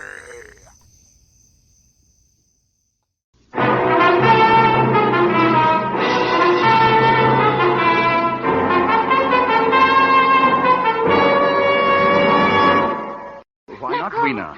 Morlocks, you'll never come back. We must have our machine, my dear. You wait for us here. No. And so we went down, our heels ringing on the small metallic bars that were meant for creatures so much smaller than us. Down we climbed. Down. Ever in darkness. Down, it seemed, into the center of the earth. Into the core of the world. How much longer? Won't know until we reach bottom. Can't be much further. Do you hear that? Like machinery. We're almost there. Thank heaven for that. All right, Father, I'm on the bottom. Come along, just a few more steps. Now, give me your hand, Father. Good. Yeah. Good. We're here. Yes, in the land of the Morlocks. You have a match? Yes, here. Must be a large vaulted cavern at the end of this passage. What do you suppose they'll do if they catch us? Got no idea. Better take care not to be caught. Another match. That throbbing noise. Probably their ventilating system pumping the air down. There must be thousands upon thousands of these Morlocks living under the earth. We haven't seen any yet, except for our friend who came down ahead of us. Why do you suppose they wanted our time machine? I think they wanted us, not the machine. And we've come to them. We must. It's our only chance.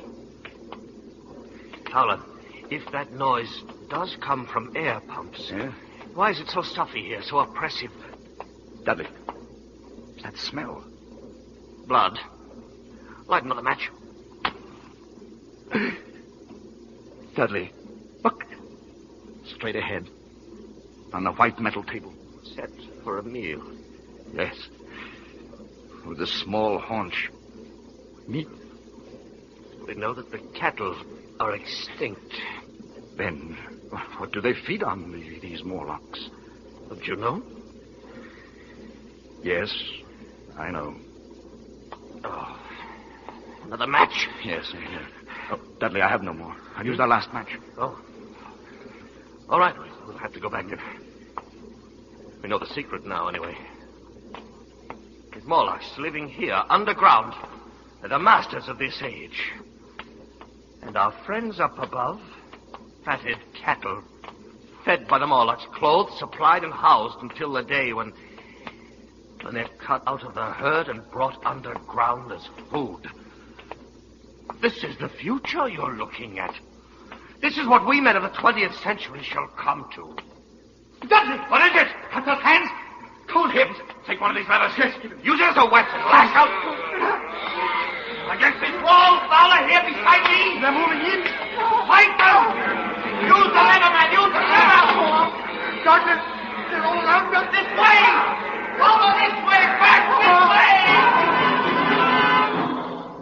We went back in that evil darkness, fighting every step as we went. On my side. Back to those projecting bars, kicking and clawing ourselves loose from their taloned, grasping hands.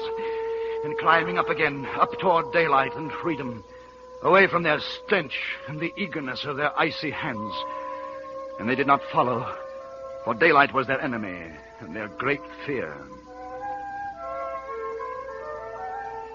And we lived among the lush gardens of the little people like prisoners, like men without reprieve, like men who are dead, though they still walk the earth. For the time machine was locked away behind great brass doors, and we knew we could never force them open.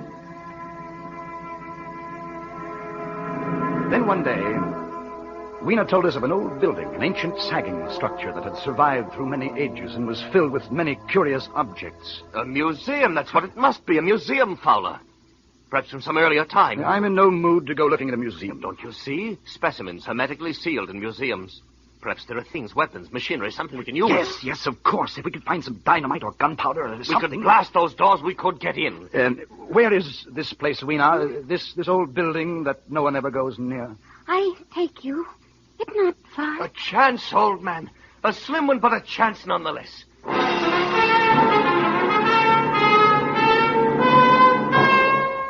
All day we wandered through the great ruined halls. The building had been deserted, unused for perhaps a century. The childlike men of that time had long since ceased to care about anything but their own personal comforts.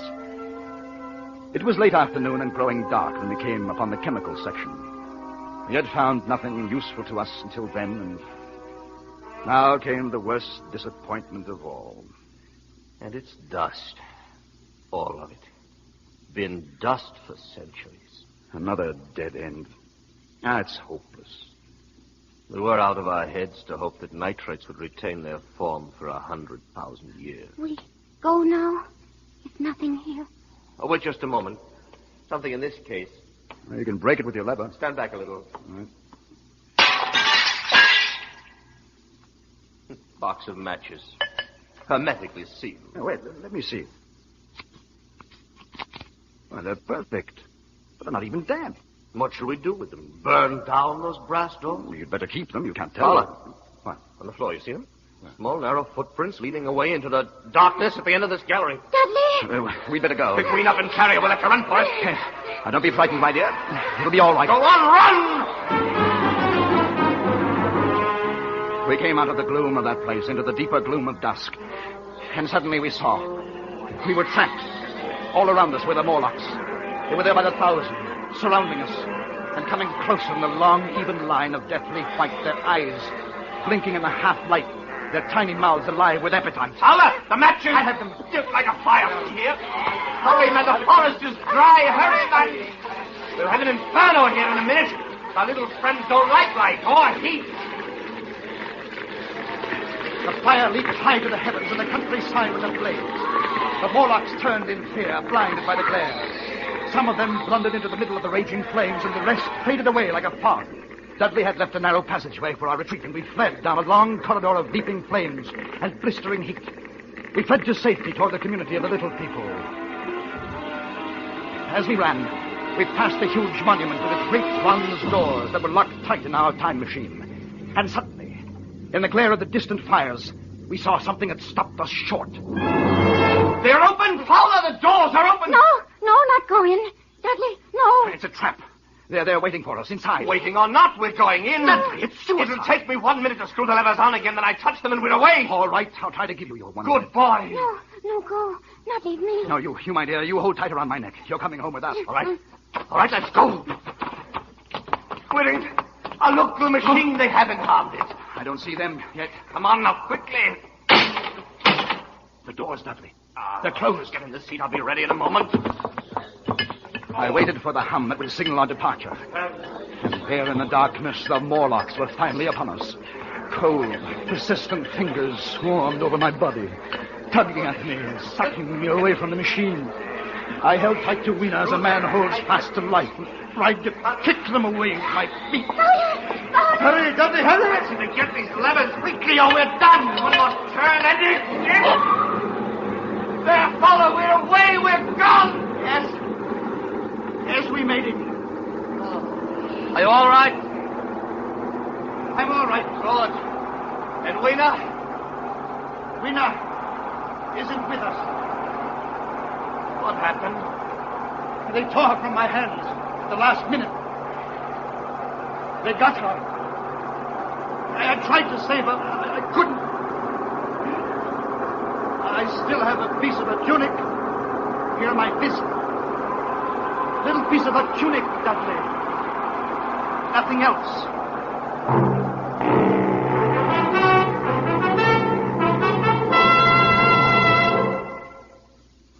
And so we came home again.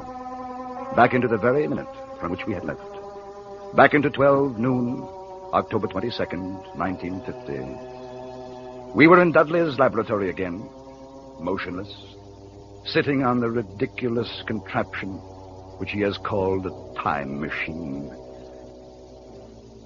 Was it all a dream? Did any of it happen? Could any of it happen?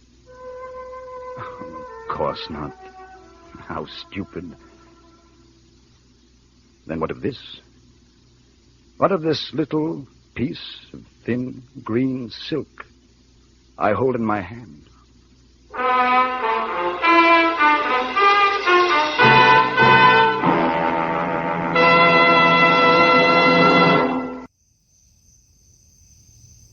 Well, folks, we here at the Ghoul Shed have had a bit of a time, you know, to mull over the botanical barricade, which is blocking our only means of escape. I'm dying from hunger! Yeah. Now, we've received many a good suggestion out of our predicament. Yar, let us be running it head on. Arr! Like I said, good suggestions. Mostly not from Saul, but, you know, real practical suggestions, such as, like throwing Timus at it as a diversion. Wait, nobody never suggested such a thing. Oh, I know, but, like, I suggested it to myself in my head just now. Mm-hmm. But the fact of the matter is, we're no closer out of here than we started. Mm-hmm. Yar, be about the size of it. And now, based on some mysterious buzzing noises,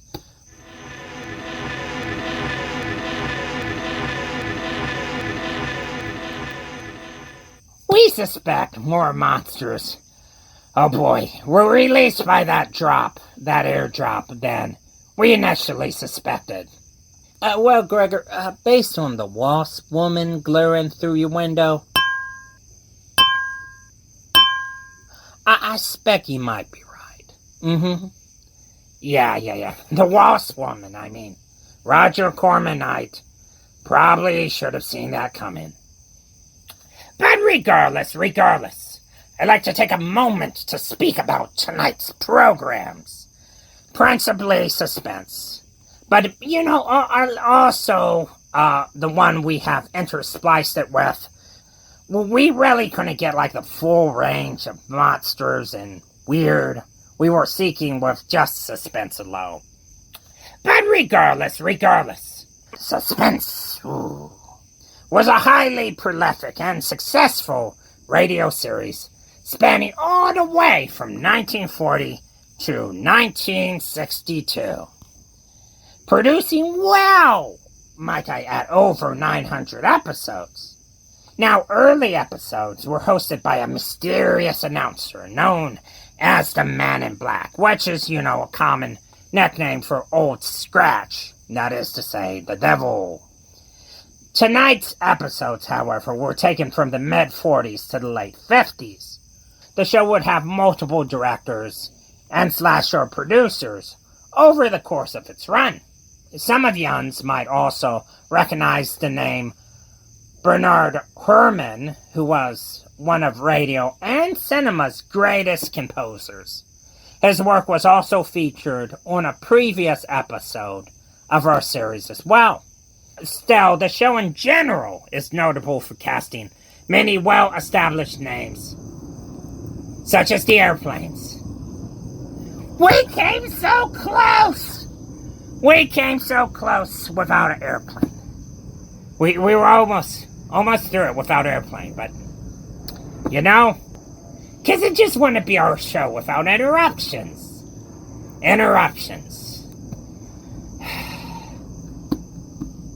Okay, anyway, many notable names in its casting, yes, such as Humphrey Bogart, Robert Taylor, Orson Welles, Cary Grant, Marlene Dietrich, and even Elliot Lewis, whose sound work was so prolific it actually earned him the name Mr. Radio. However, one name in particular, I think, will stand out just a little more than the rest for tonight's Monsterfest. And that name, of course, is the incomparable Vincent Price. Vincent Price, that sinister something or other of the thing of something else that starts with an S. He was a long-time collaborator of Roger Corman, especially on many of Corman's films based on the works of Edgar Allan Poe. Interestingly, our companion program, Escape, was actually a sister program to Suspense, even going so far as to recycle many of the same scripts. But both Escape and Suspense were very long-running and prolific radio stories featuring adventure, horror, thriller, you know, that type of jazz. Yeah, that type of jazz. Yeah. Our next story, The Pit and the Pendulum, features Vincent Price, who also starred in the Roger Corman film version of the same name. However, while the 1957 radio adaptation actually precedes the film version, as Corman's adaptation did not come out until 1961. So, without further something, here is Vincent Price as Captain Jean the Arbray in radio's The Pit and the Pendulum. Okay, how was that, Deputy? How was that? Yeah, it was some solid bit of information there. And you agree? Timmons, Saul, you're unfortunately. Oh, yeah, I think. Ha! Told you guys I could do it. That I could actually present a feature with it. Information instead of rambling on, nonsensically for a few minutes. So pay up, chumps. Oh, come on, Greg. No. A bet is a bet. Come on, pass it over. Ye be lying to me, Constable. Ye be saying this guy be a nitwit what comes to presenting the show. Yeah, usually that's true, but, money's a good motivator. Oi. Ha. Anyway, gotta collect that grain. Come on. Thank you. Come on. Saul, come on. That was my money you just handed me. Hand me some of my own. Hand me some of yours. Darn you, Saul. Okay, good. What are we doing now? Now we just go back to the show. No, Gregor. We're trapped in a shed, and we're about to be eaten alive. Yes, that is a downer. Tis be the truth. We all go down with the ship. So, we're not in a ship. Then why the confound ye, Gregor, why we be in here? Look. Nobody's going to die by getting eaten alive. I promise you. Oi, how can you be so sure? Because... we really doing this. Yeah. Oi, just because we're airplane we have to stop talking? Yeah, pretty much. Because it shows up on the recording. Hang on. Kind of kills the moment. Yeah, I bet it kills the moment a bit. Okay, just wait. No, wait. Okay, nobody's getting eaten alive by a killer plant. Because I have one ace up my sleeve, and not the one I generally reserve for poker. Okay, so, Saul, if you look behind, you see that skull on the desk over there, or the shelf, or the decaying piece of wood hanging from the wall? Sure, your starboard. Yeah, whatever that means. Yeah. Left that skull. Just turn it slightly like 90 degrees. Need I wait for the airplane to pass before doing this? No. I think we can just ignore them for now. Because they have no respect. Go ahead, Saul. Okay. I be turning it like B. It be jammed. Give me a second. Alright. I think I be getting it.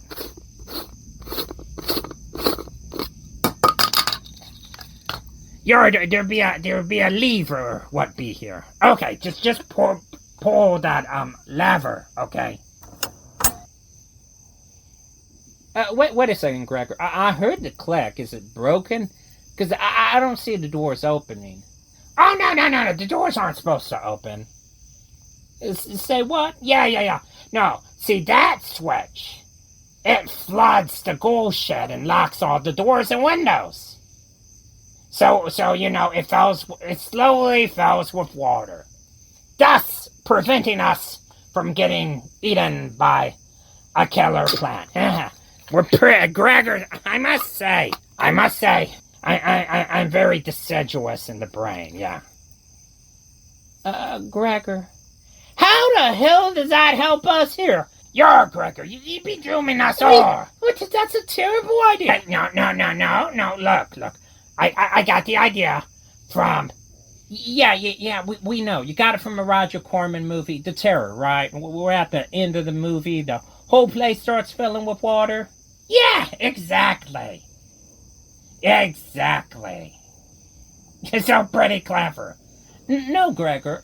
Hey, come on. Haven't you ever seen in a movie where they do something you were like, it'd be cool if I could do that in real life?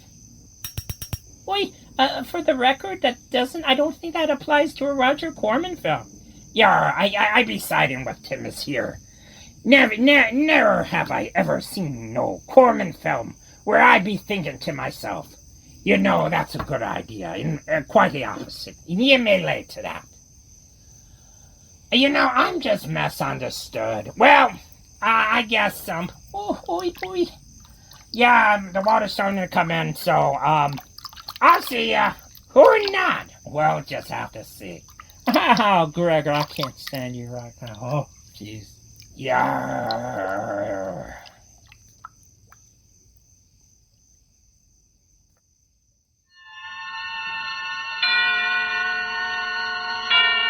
Suspense. And the producer of radio's outstanding theater of thrills, the master of mystery and adventure, William N. Robeson.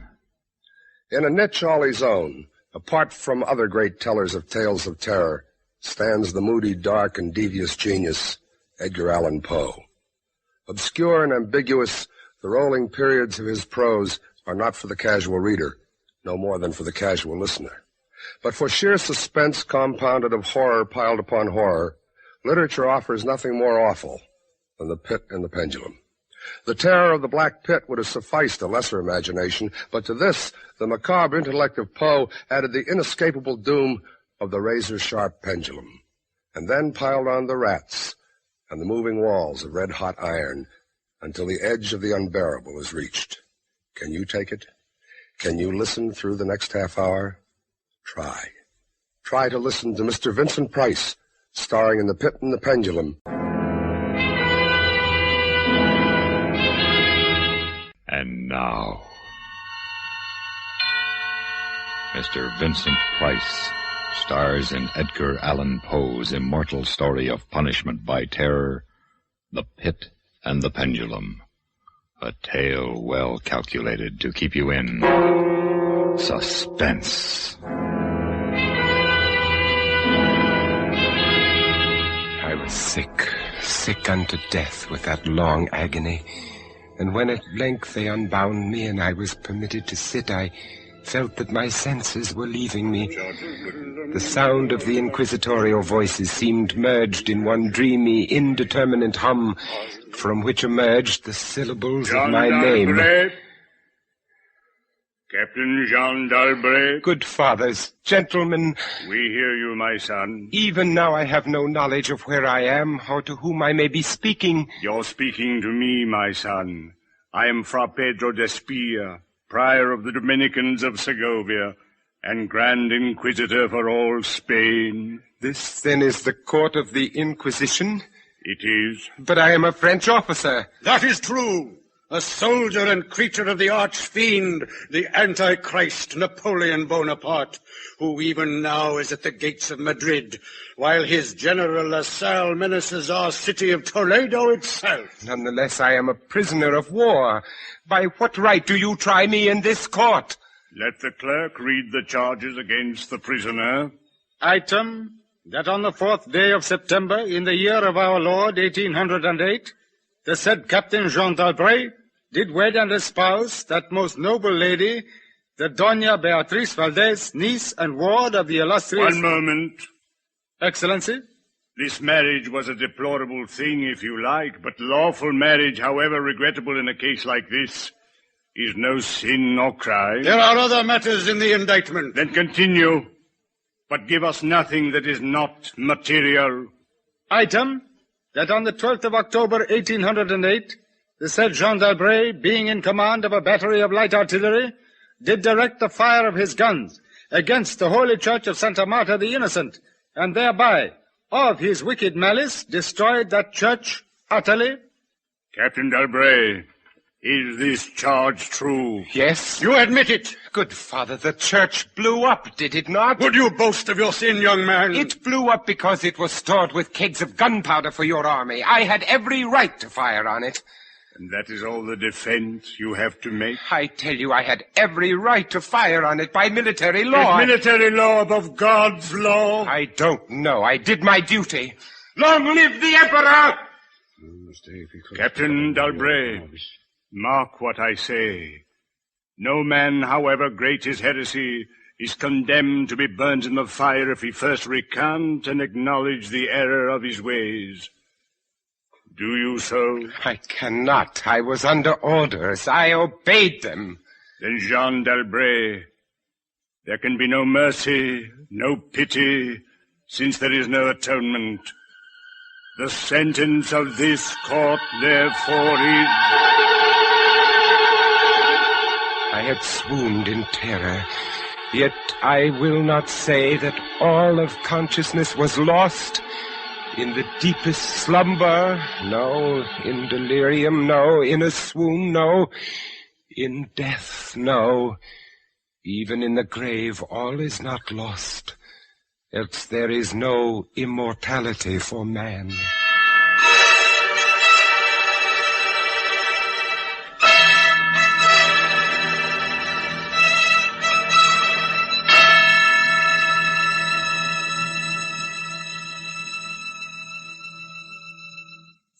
In a moment, we continue with the second act of Suspense.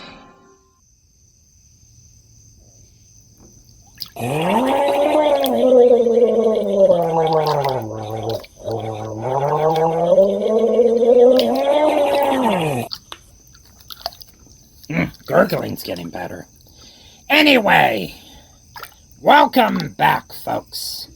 And as you can probably tell, well, the water, well, it's you're about nearly done.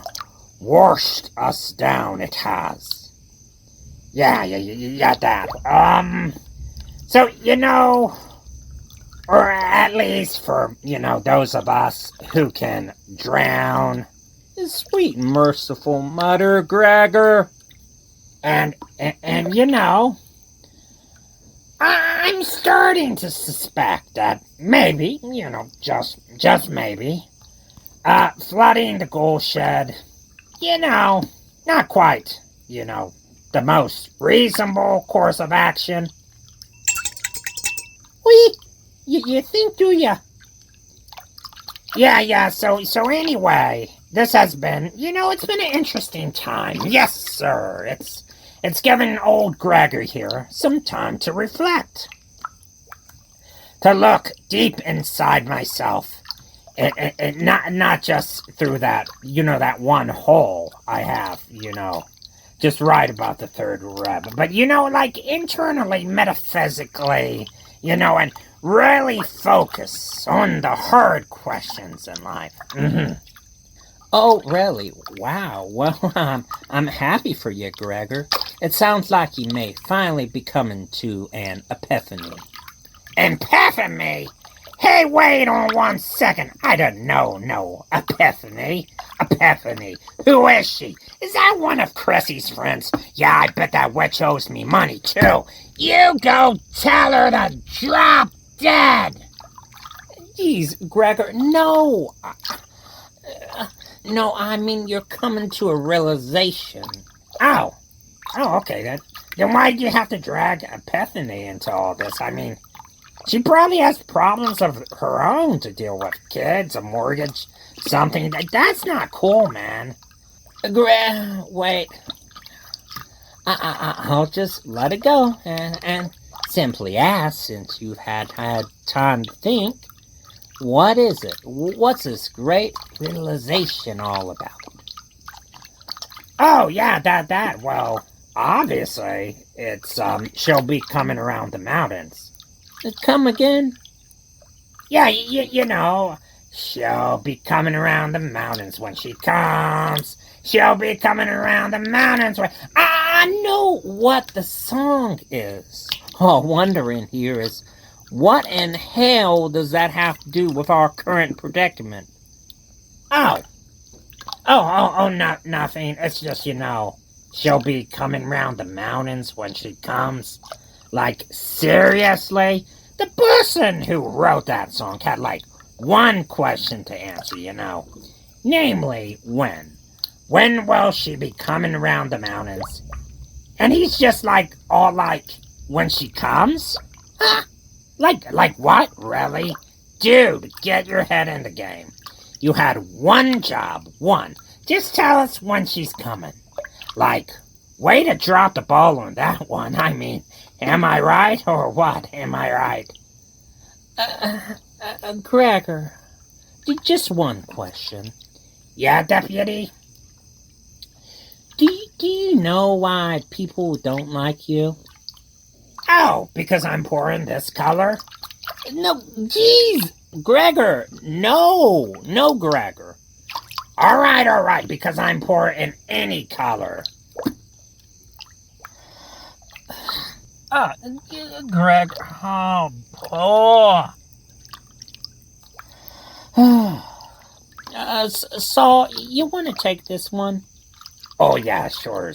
Gregor, we as concerned associates of yours, well, we couldn't help but be noticing how ye be a wee bit of an, how do I put this? An inconsiderate, self-absorbed, enormous prick ye are. What? What, Gregor? No. That can't be. No. Sure, maybe that's one person's opinion. But come on, I'm Gregor. Gregor the Gravedigger, beloved by all, who I have generously gifted with my presence. I mean, to know me is to love me, No, we don't. Look, Gregor, if you want people to start liking you, maybe, just maybe, if and when, you put their lives in mortal danger, maybe you might could find a way so they don't, go home in a box. Oh, all right, fine. Jeez, such a big deal over nothing. Nothing. By that, does he mean death? He does, don't he? Hey, stop that. You're just gonna scuff it up. The whole shed has been sealed with a powerful incantation. Woo. You need at least a level 13 necromancer to open it, obviously. Oi, will you nose any?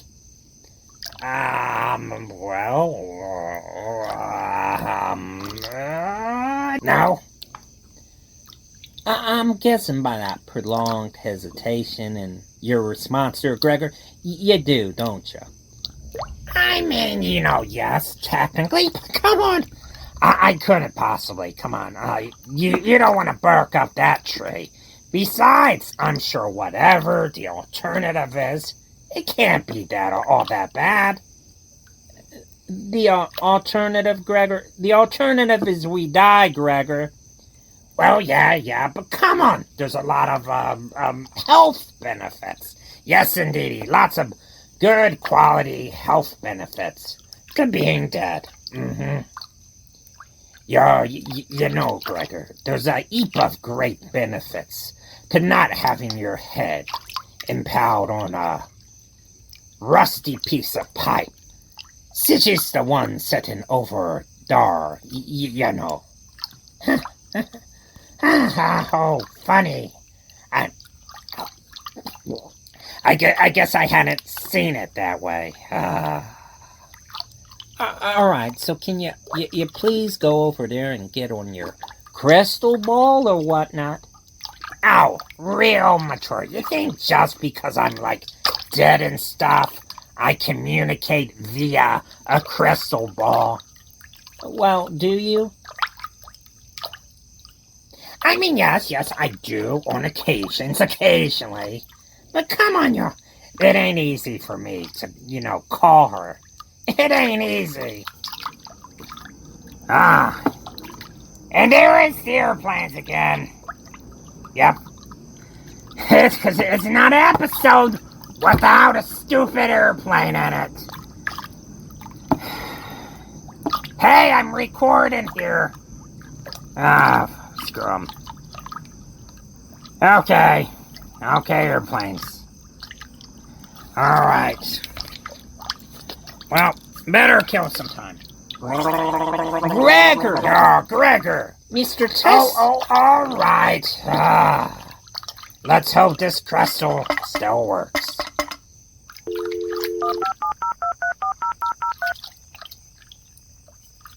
Yeah, look at that, it's working.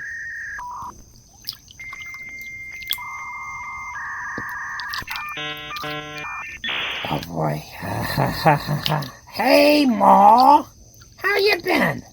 Listen, I could really use your help right about now. Mm-hmm. And now, Mr. Vincent Price in The Pit and the Pendulum by Edgar Allan Poe. A tale well calculated to keep you in suspense.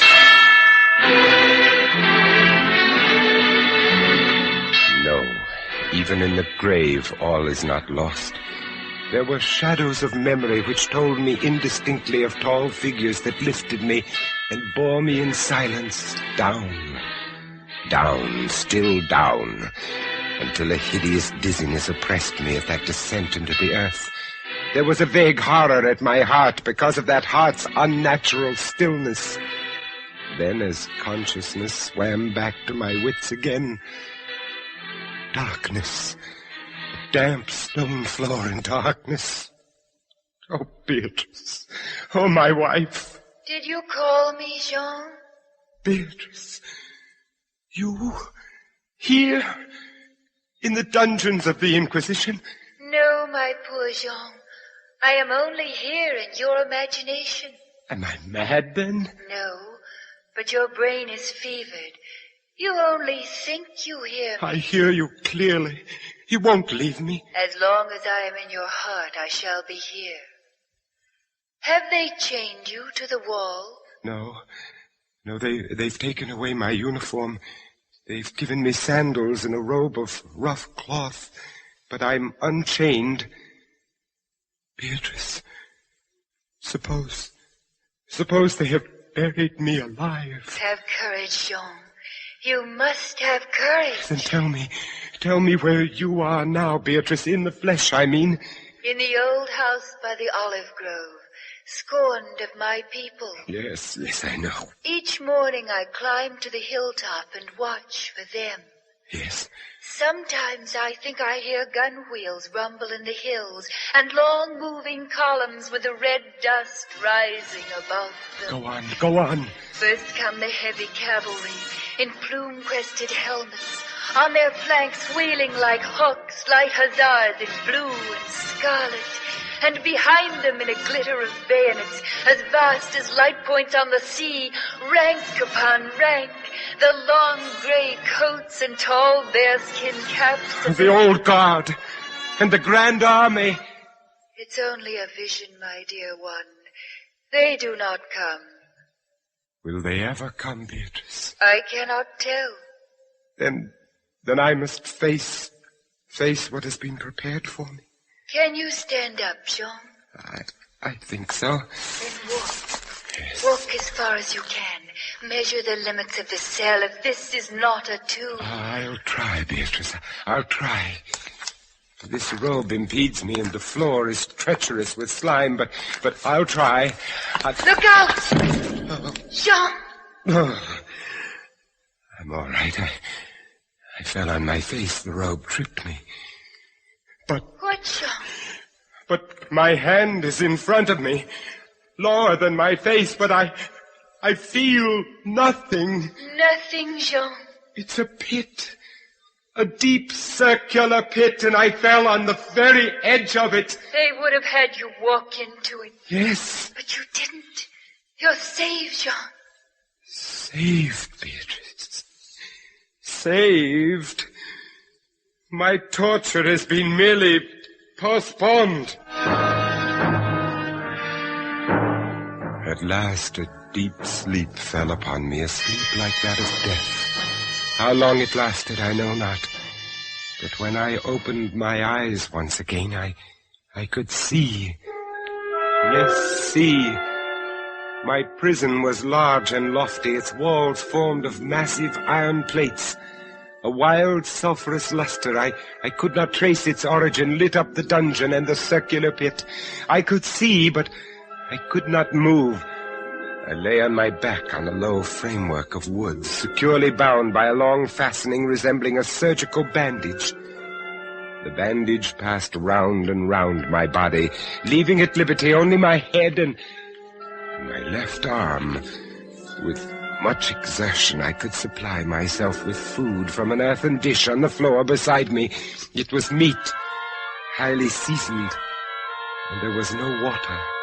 Beatrice, where are you? I am here, Jean. Your voice sounds stronger, and I can see you. You are weaker, my dear, and more fevered. Look, Beatrice. Where? At the ceiling of this room, 30, 40 feet up. What do you see? I see, painted on the ceiling, a figure of Father Time. Yes, but this Father Time carries no scythe.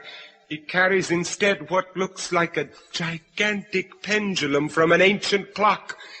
And the pendulum is moving. The painting cannot move. But I swear the pendulum did. It swung a little back and forth, just like a real pendulum. Beatrice, take care! Take care of what? Take care of the rats. The rats from the pit. They're swarming out in dozens. You can see their eyes glitter. What do they want? They have caught the scent of the meat in the dish beside you. They'll not get it. Go! Go away, you vermin! Au revoir, Jean. Au revoir. Beatrice, where are you going? I can hardly hear you. You are sending me away, Jean. I'm sending you away. My poor loved one. You can't bear to see the rats running about my feet, can you? Even when you know I'm not here. Beatrice. It is true, Jean. You are sending me away. Yes, it's true. In a cell swarming with vermin, there are others I would rather see here. I would rather see. Did you call me Captain Dalbrave? Then in spirit, I am here. Go. I command you, Fra Antonio, go! Not until I have first told you what is in store for you. Which is? Listen. Do you hear anything? Yes, I hear something. Turn your eyes upward. Look at the ceiling. The pendulum. Aye, the pendulum. It is descended. Only a foot or so as yet. As you notice, it is not really a pendulum. No? No. Its underside is a crescent formed of razor-sharp steel. You mean... The ponderous weight, Captain Dalbray. Its movement is slow now, but soon it will take on momentum. It will swing wider and wider, and with each broad movement, it will creep a trifle lower. The steel is directly over me. Yes, above the region of your heart. How long before? You need have no immediate fear. It will not be too soon. But how soon? Who can tell?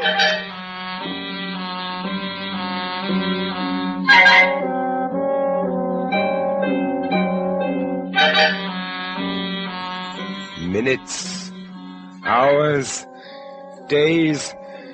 Who can say how long it was?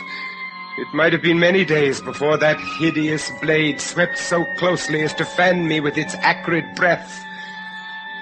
Down. Still unceasingly, still inevitably down. The sharp steel flashed past within 3 inches of my chest. And then, only then, Beatrice... Beatrice. I hear you calling, Jean. I am here. Oh, Beatrice. Is there no hope, my dear? How can there be? 10, 12 more vibrations and it will fray the threads of my robe, only lightly as a razor in a delicate hand. There will be many sweeps down before it bites deep. I can't escape it, and yet... And yet, if only I could use my wits. You kept me away from you, Jean. You locked me out of your thoughts. If I am here only in your thoughts, why should I fear the rats? The rats? The rats? Do they still swarm here? Across the floor and over the meat platter. Yes. They have taken nearly all your food. Yes, they are ravenous.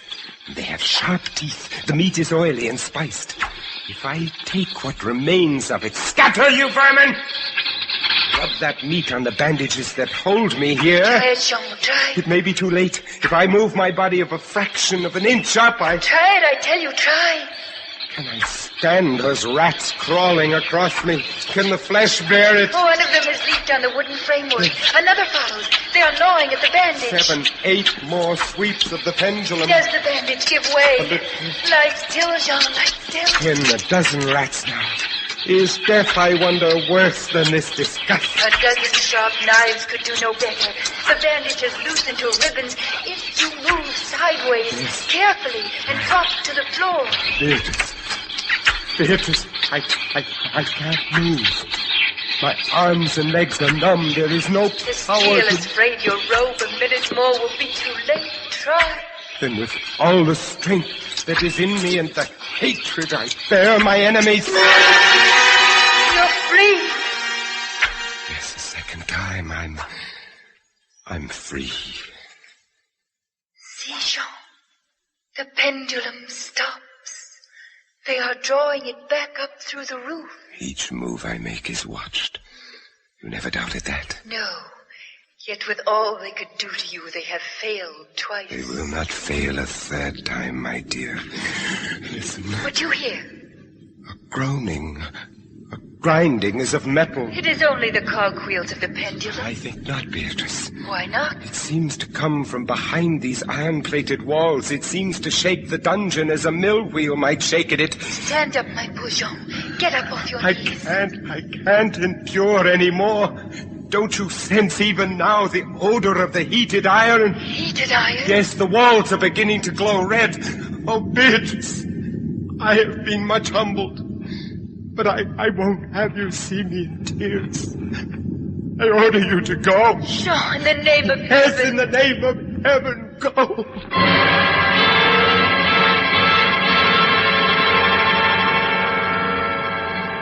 In just a moment, we continue with the third act of Suspense. More families, far more families, use X-Lax than any other laxative. X-Lax is the preferred laxative for one important reason. X-Lax helps you toward your normal regularity. Gently, over... What?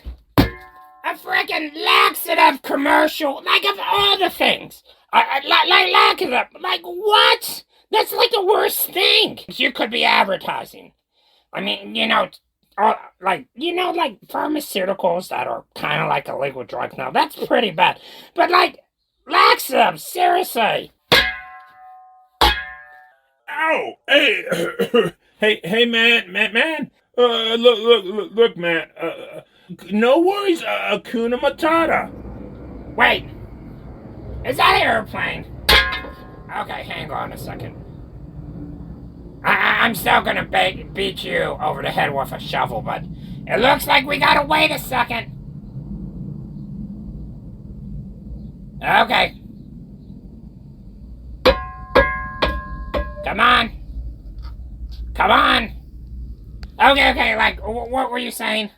Yeah, man, Hakuna Matata means no worries. You know?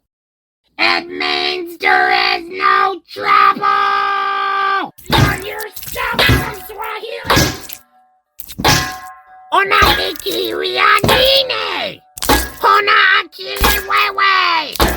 Rafiki yangu, kwa nini unfanya vyote hivyo akana nayo? Okay, that takes care of that. Sorry about that, folks. Sorry. Some people have no manners! No manners at all! Learn yourself some manners! Jina lako ni matupe! Mama yako ni panda mafuta! Baba yako ana harufu ya matunda ya weze! And you smell like one too! Haha! But anyway, for another round from the most illustrious mind of Joe Sparks, the legends, Radisco and Devil Doll. Let's get ready to rumble or kick it something. All right.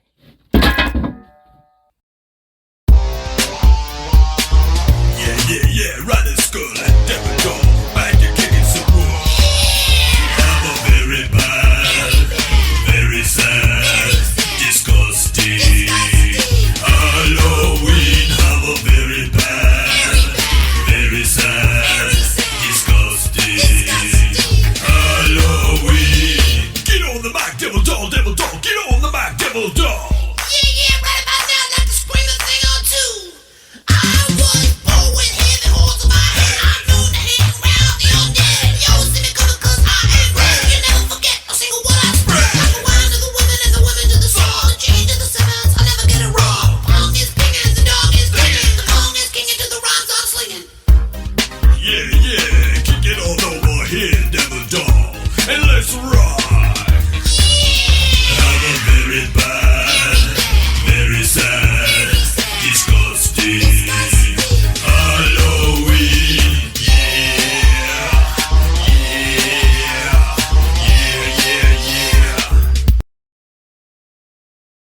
Today, many doctors... And now, Act 3 of The Pit and the Pendulum, starring Mr. Vincent Price. A tale well calculated to keep you in suspense. Suffocating heat pervaded the prison.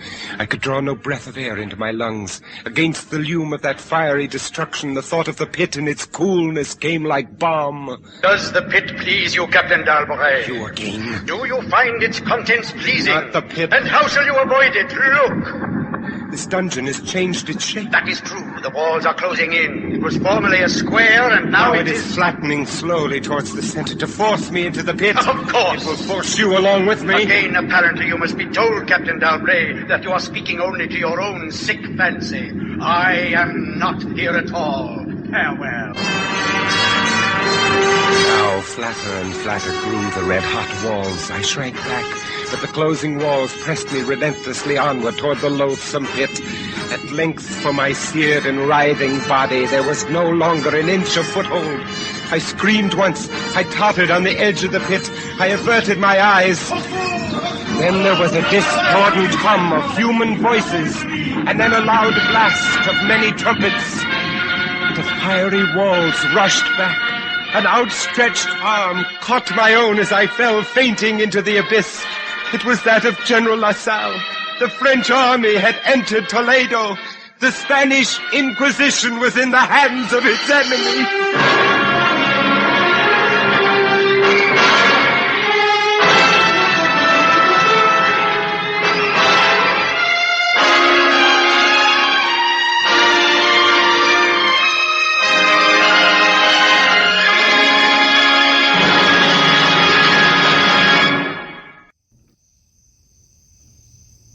Eeny, meeny, miny, mo. Oh, I wonder where this story, oh boy, will go. Oh boy. I don't know, Gregor, but wherever it's headed, it better get there double quick, 'cause it don't look like no cavalry is a-comin'. Why, Gregor, you sure ye ain't holding back on us? Hey, I resent that. Gregor never holds back. Except perhaps during a urinalysis. Then maybe just a little bit. Just hold back just a little bit. Mm-hmm. Oh, joy. I'm about to die here, and the last image in my head is going to be Gregor taking a darn pest test. Oi. Hold up, me ouchies. Methinks I be spying someone out the window over dar, yar. Why, shiver me limber. It be Alpha, our dear computerized companion. We saved that last? Oh, boy. Alpha, yar. Come ye, lend us a arm here, would ya? Is Gregor in there with you? Why, friend, ye be here too. We's all are. Ye may lay to that. Hold on a minute. He believe in us. War, what in blazes? Why he jump ship like that? Why? None escape the wrath of a Claire de la Morte. Ha ha ha ha ha.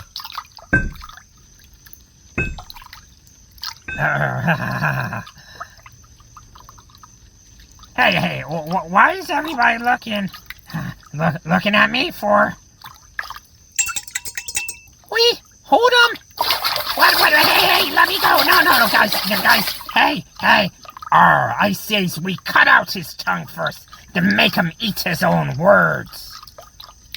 I say we get him Dracula style. And ye can use me as a stake what goes through his blackened heart. Whoa, guys, fellas. Look, we can talk this out. Come on. You're not don't just let him kill me. Deputy, do something, deputy. Gregor, I'm the one holding you against the wall. Oh, yeah. Come on, out there. Bad ways.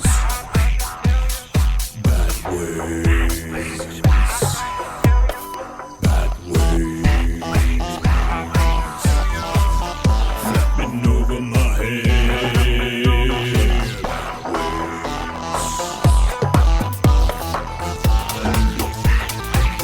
Flapping over my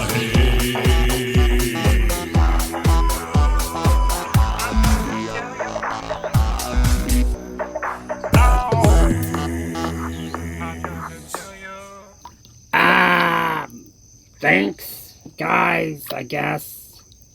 Yeah. Thanks, guys. That be them Ratiska in the Devil Dolls. Yeah, that's them. Okay, anybody else? War.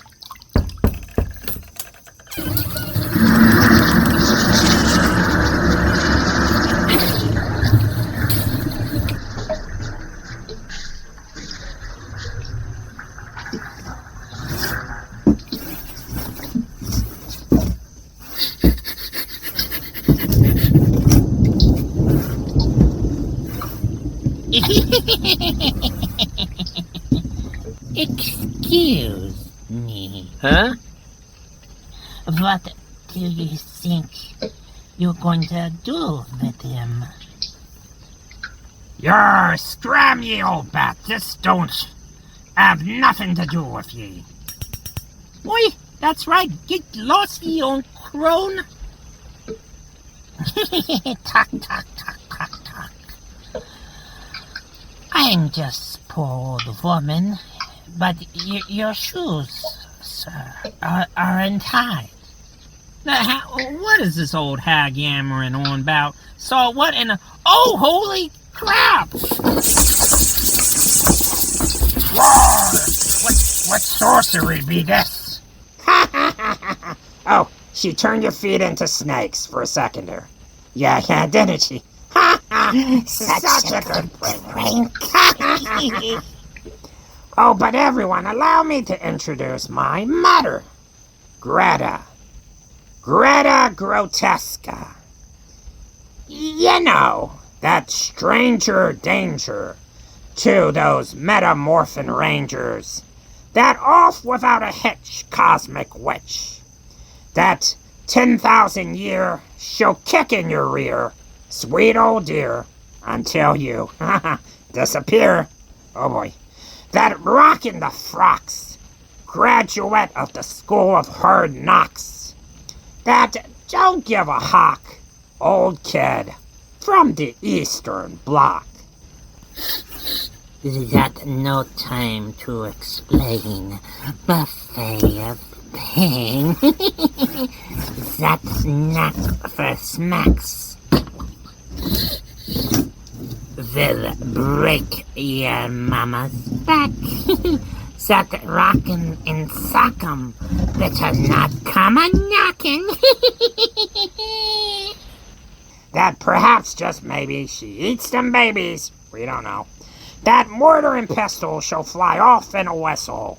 That ain't that need her houses on chicken feet. That you best get a runnin', 'cause you ain't seen this one comin'. A chokin' gore. You should have really read up on your folklore. That's straight out of the saga. Old school Baba Yaga. Yeah. Didn't she just say Baba Yaga? We're all screwed, we are. Oh boy. Yeah, now, by the way, as memory recalls, which one of you called my mother, bat, a crone, and, was it a hag? I think it was a hag. It was these guys. I guess it doesn't matter. Get 'em all. With pleasure.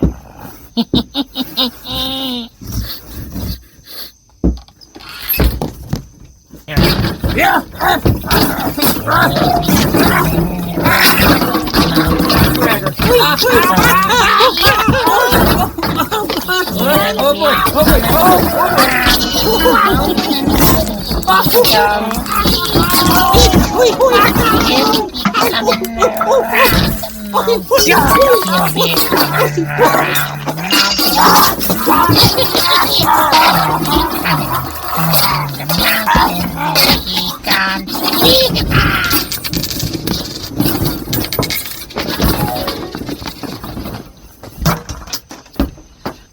Oh, great. I forgot to introduce my friend here. Oh, yeah, who's your friend out there? Oh, oh boy, it's Frankenstein's monster. What?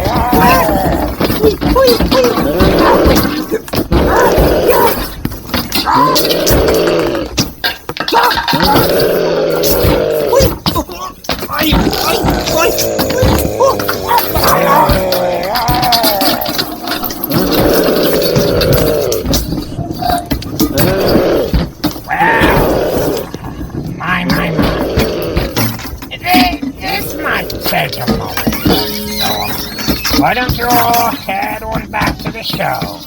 And we'll see ya in a hot minute. Yeah, oh boy.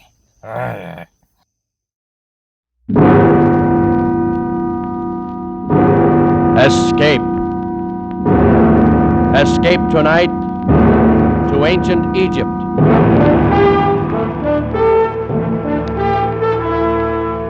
The Columbia Broadcasting System and its affiliated stations presents Escape, a new series of programs of which this, the sixth, is The Ring of Thought by Sir Arthur Conan Doyle, produced and directed by William N. Robeson.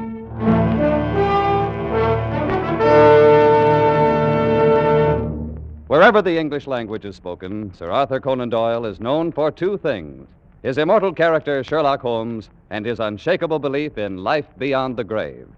So great is the stature of Sherlock Holmes that Conan Doyle's earlier stories are all but forgotten. Stories like The Ring of Thought, which so clearly anticipates the author's later fascination with spiritualism. We invite you now to escape to ancient Egypt and The Ring of Thought, an adventure told in the words of John Vansittart Smith, British Egyptologist.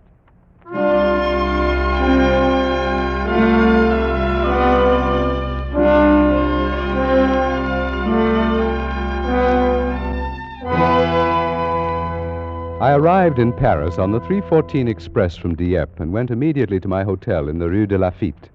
My actions so far had worked out according to my planned schedule. I slept for exactly 2 hours, got up and dressed, donned a greatcoat, walked down the Avenue de l'Opéra, and entered a side door of the Louvre. Once inside, and amid surroundings entirely familiar to me, I made my way immediately to the Chamber of Egyptian Relics, or more specifically, to the cabinet in that chamber which contained the El Kab collection of papyri. Drawing out the particular roll I wished, I placed it on a nearby table, sat down, began to study it, when I noticed one of the museum attendants who was polishing some brasswork across the room. His face struck me as being curiously Egyptian. On sudden impulse, I decided to cross the room and speak to him. Approaching closer, I was impressed at once by the appearance of his skin. Drawn tautly across temple and cheek, it seemed as glazed and as shiny as varnished parchment, and out of narrowed slits there glowed two green and vitreous eyes, misty with a dry shininess, eyes of a kind never seen in a human head before. I beg your pardon. I need one of the papyri from the Memphis collection. Could you tell me where it is? You'll find it in the last cabinet at the end of the room, monsieur. Thank you. You're Egyptian, aren't you? No, monsieur. I am a Frenchman. But, I thought perhaps If that... monsieur will excuse me now, I have other work to do.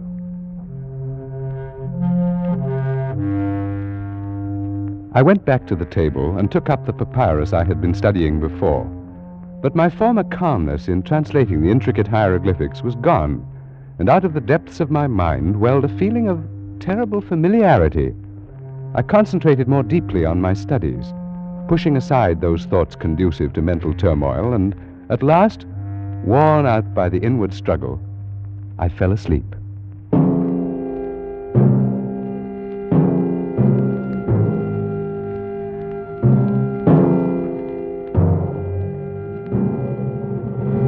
I awoke with a start, not remembering where I was. It was quite dark for a moment.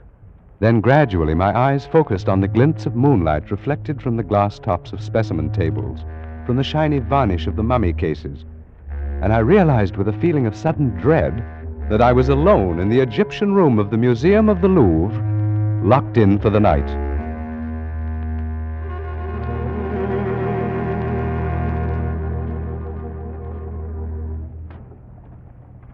And I saw at that moment, approaching through the moonlit halls, a dim yellow flame. Nearer and nearer it came until I could perceive above it, as though floating in the air, the eerie, glistening face of the man I'd spoken to earlier. I shrank into the dark shadow of my corner, and he passed without seeing me, stopping before the mummy cases a few yards away. Scarcely daring to breathe, I watched him place the light on a table and begin feverishly to examine the tags on the specimens. In a moment, he gave a cry of delight, and, drawing one of the mummies from its resting place, laid it on the table in the full glow of the lantern and set to work. He was unwinding the wrappings from the head of the corpse. A few turns revealed a tumbled cascade of black curls. A few more, the snow-white brow, then the delicate nostrils, and at last, the full, warm, passionate lips, the face of the most beautiful woman the world has ever seen. Ah, ma pauvre petite, so long it has been, so very long. You must forgive me, beloved. I could hardly believe my eyes. The man was obviously in love with this mummy. After a while, he left the body, turning his attention to one of the glass cases filled with an assortment of rings.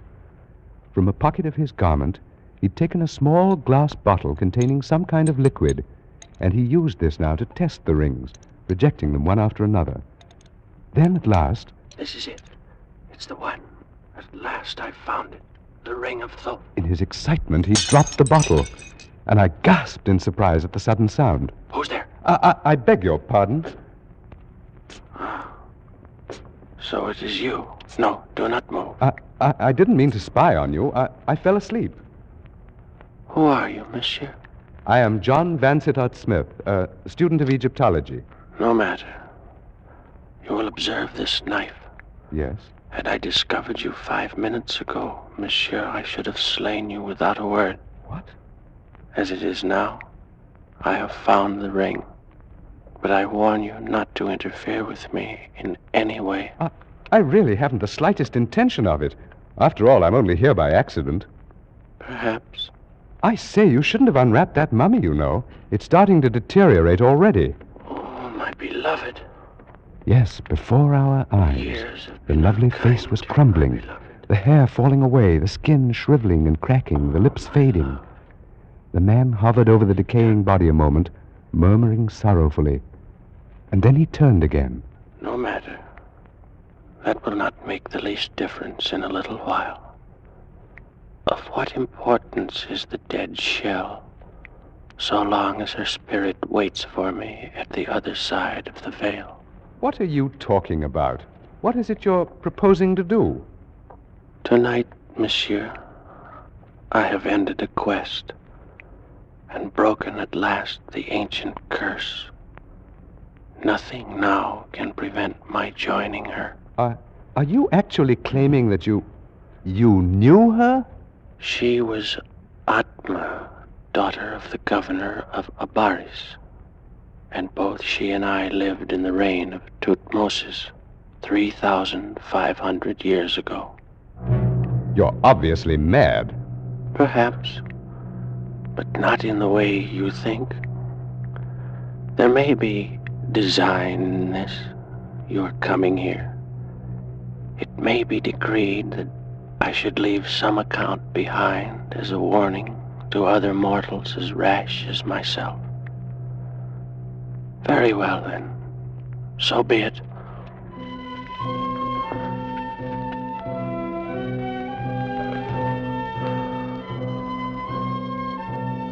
I am, as you surmised, an Egyptian. My name was Sasra, and my father had been the chief priest of Osiris in the great temple of Abaris, which stood in those days upon the Bubastic branch of the Nile. I was brought up in the temple and was trained in all those mystic arts and sciences known to the priesthood.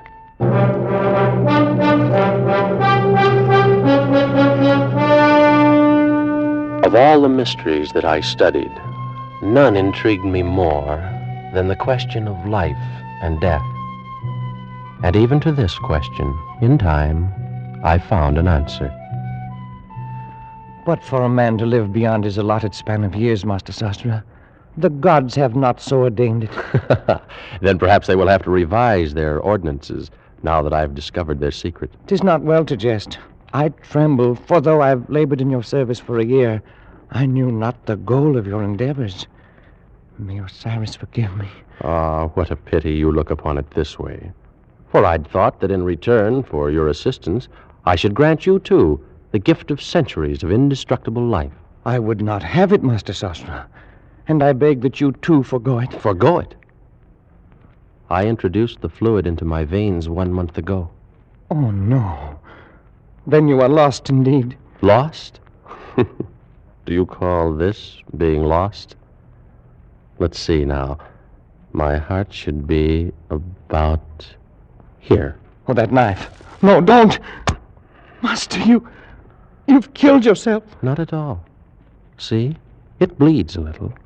But in a while, the wound will close up. And that's all. It's immortality. No. I shall not live forever.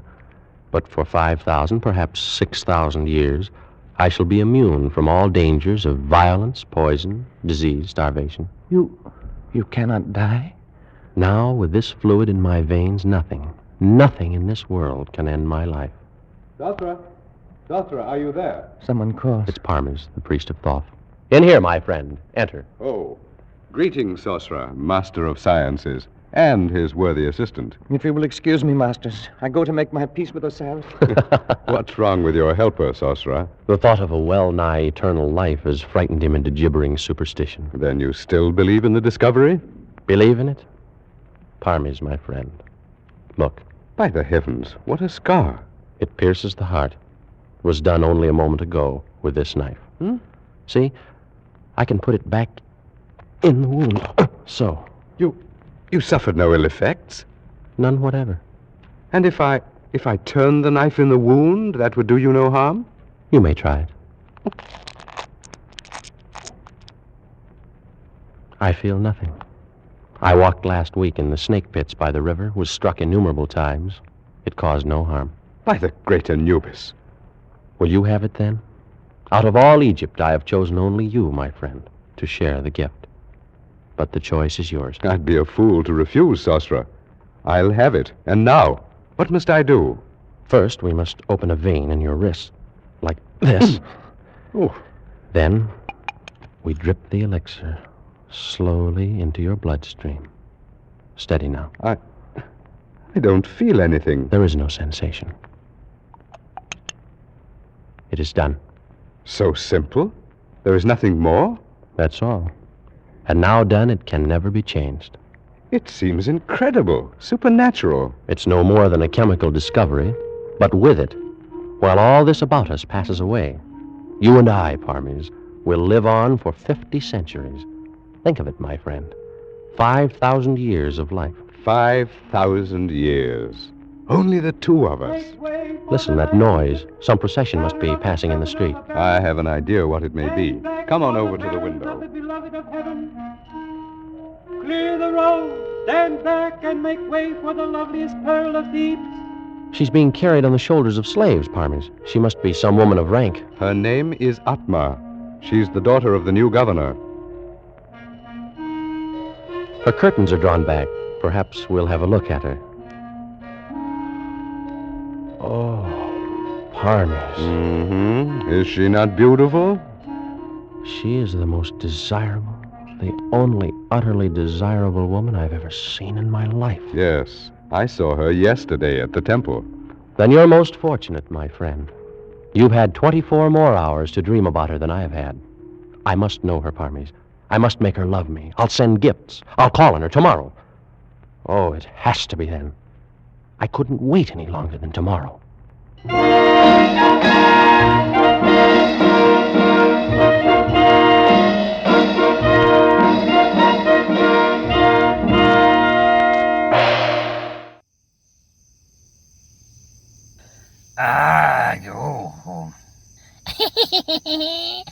Oh, crap. Van is still alive. Gregor, don't just let her kill me. No worries, man. There's absolutely nothing to be afraid of. Gregor, thank you, Gregor. You're all right, man. Yeah, Mama here is a level 13 necromancer, and she'll have you back up and running in a jiffy. What?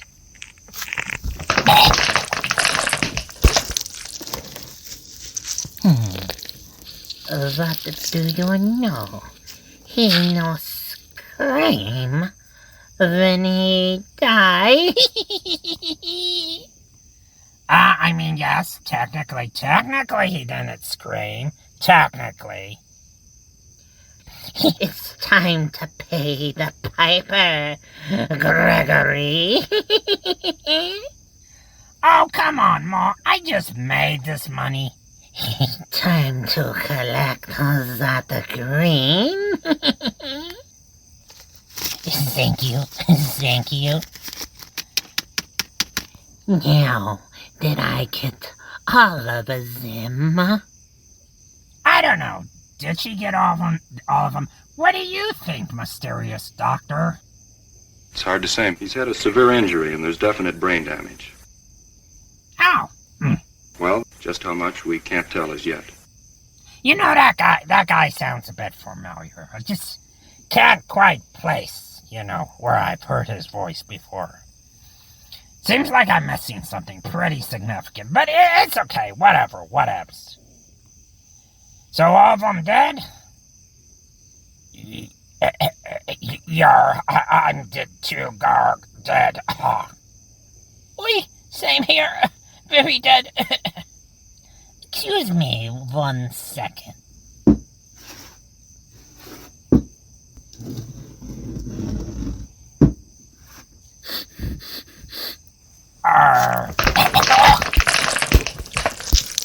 Oh boy. Oh,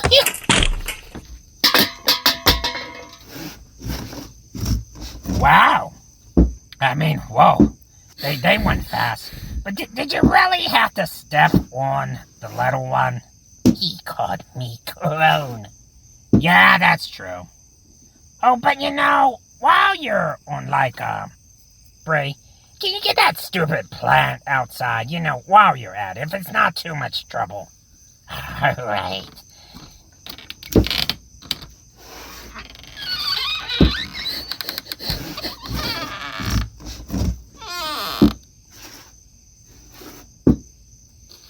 Feed me!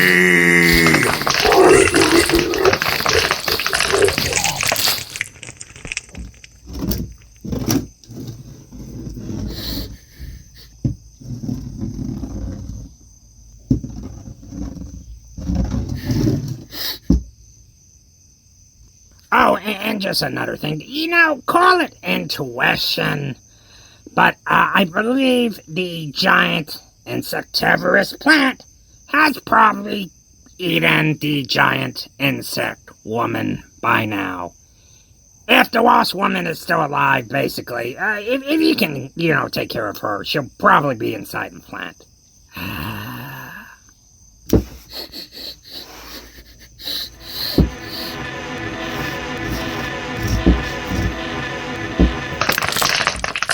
Thanks, Paul.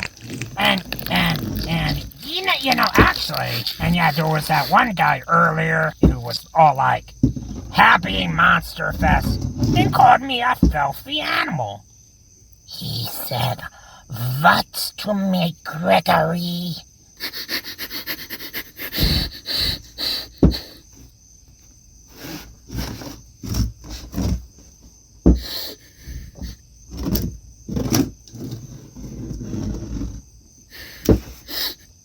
I'll drink to that.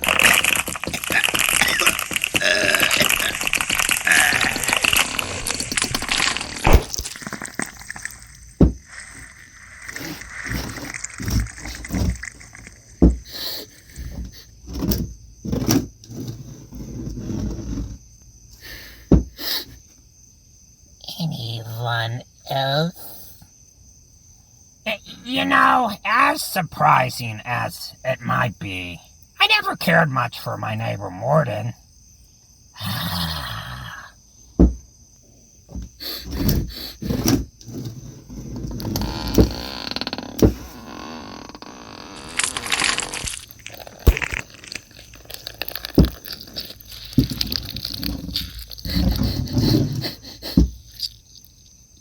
Or, you know, come to think of it, my 13th wife, Cressy, my ex.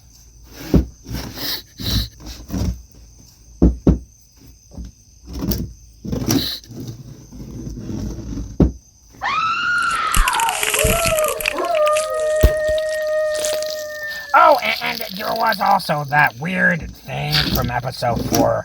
I think it was like a moth. For the last time, I'm moth, stupid.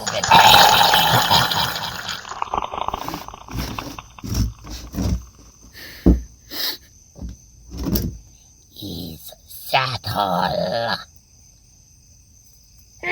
Come to think of it. Yeah, I actually did make a list. One second. Okay, here it is. The abominable chicken man of Oklahoma. The Herd of Giants. And let's not forget basking sharks. Not Paul Bunyan, he's cool. Cactus cat. Giant cannibals, because, you know, why not? Okay, hang on. Okay, let's see, yeah, go tackle the petrified man from episode 4. And don't forget, Contusion, the crash. I mean, I think we'll all be pretty happy when he goes. You're making slow.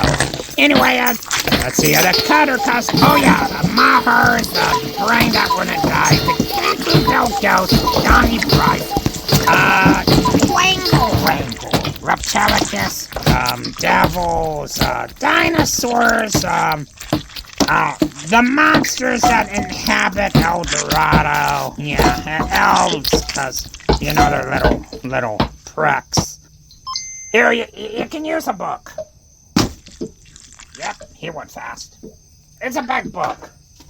And then, let's see here now. Oh, yeah. Count Orlok, Blackbeard's ghost. The man-eating Cyclops from Sinbad's third voyage now. Bluebeard, Bernie the vampire, Dracula's second wife, the snooty one, the big bad wolf, the Grolgok, Black Sewer Swine, the croaking chorus from the frogs of Aristophanes, the Mad Gasser, the Wayne Doodle, Wampus Cat, Frankenstein's daughter, Central American Weremonkey, now, the Wendays while we're at it, the Midnight Man, the Mortal Immortal, the Devil's Robot, Dr. Caligari, Dr. Moreau, but you know, like the Merlin Brando version. Man, let me see, hang on. Davy Jones, Selenite, Rawhead, and Bloody Bones, Coppers, the Giant of the Snows, Roman Iris, Zeus, the Aztec Mummy, Ice Hornets, Weathered Crab Monsters, John Carter, but of Uranus, not Mars, and Big Brother, and the Snark, Namacaster, the Furry Fish, the Flathead Lake Monster, but not the Flatwood Monster, Fat Boy Merkin, the Chunkmobile, Flying Men, Flying Saucers, let's see here, giant eggs, giant frogs, giant dogs, giant kangaroos, giant octopuses, giant salamanders, giant slugs, giant squids, Glowacus is the actual thing, gnomes, goatmen, Goofgang, Goofus, gremlins, griffins, grizzly bears, the big bear of Arkansas, yeah, you gotta get him, oh, the Rat Man, you can't forget the Rat Man, I mentioned a hide behind, I think I did, Gaiusticus, the Gaiusticus, can't forget the Gaiusticus, hide behind, let's see here, what else, Andrew Jackson, I know that he's dead, but human-headed monsters, Hunkus, yeah, can't forget the Hunkus, the Minnesota Iceman, cause they owe me money, Little Green Man, yeah, that's a lot, actually. I think that's kind of a lot.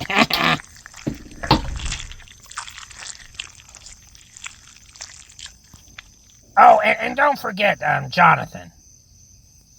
Katua. Oh, who? Oh, no. Jonathan. Just Jonathan. Just any one person named Jonathan, really. No one in particular. Just Jonathan. Oh, I hate. Hi, I'm Jonathan. But, wait a second. You can bring all of them back, right? Though, admittedly, probably, yeah. Oh, probably should have checked that before you oh boy, unalive them all. Yeah, I can do this, but too much unending today. It has irritated my brows. Oh, Mama, oh, you don't have to announce it. You're embarrassing me in front of all my dead friends. But don't tell them I call them friends after you bring them back. Nah, I know, Gregory. It makes you uncomfortable. Mama knows. Aw, thanks, Ma. Well, folks, it appears my dear sweet old Mama is gonna hit the old outhouse. So after these messages, we'll be right back, or like after, not the messages, but our story. After the story, well, they'll be right back.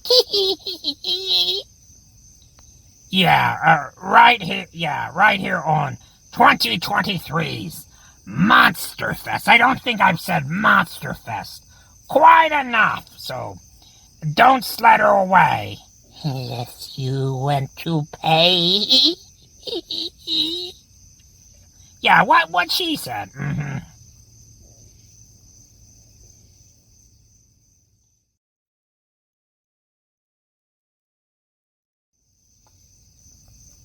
Oh, wait. Actually, hold up there. Well, that's weird. There's one more name on my list here. Funny. I don't remember anyone else, but, let's look here. It says, Gregor the Gravedigger.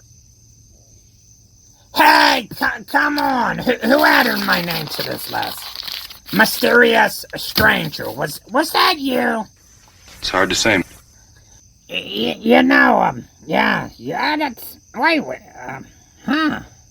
That's like really weird, I wonder why, oh, crap. I added my name to this list. Huh? Probably should get some counseling or something, folks. Yeah, oh boy. 'Cause folks, you know, folks, we're all a little messed up. Each in our own strange, beautiful, messed up way. Yeah, that's actually kind of that's kind of a lovely sentiment. You know, if it wasn't so messed up. Huh. What was I doing again?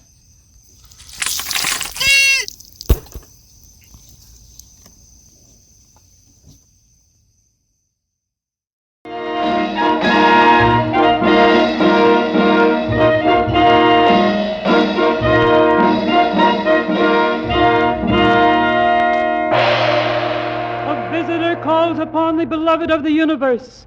He is Sasra, priest of the temple of Osiris. Well, bid him approach. Enter, Sasra. Oh, most beautiful of all Egypt, I cast myself at your feet. That's a noble ambition. But wouldn't it be much better to sit here beside me and watch the fish in the fountain? Much better. You will all withdraw, except you, my girl. Play something for us, at a distance.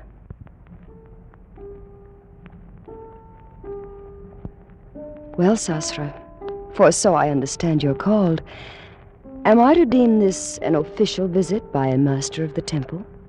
Oh, Atma, my beloved. That is, no, it is not official. Oh? Perhaps then you wish to see my father on personal business of your own. Oh, no. No. I shall pay my respects to him at some other time. Then could it be I you've come to see? Yes, yes. And since you've said the visit's not official, your reason must be a personal one. Oh, it is. Well, what is it? Atma, I have known women who are famed for their beauty throughout the valley of the Nile. But not one, not all of them, are so lovely as you. How thoughtful of you to come here and tell me.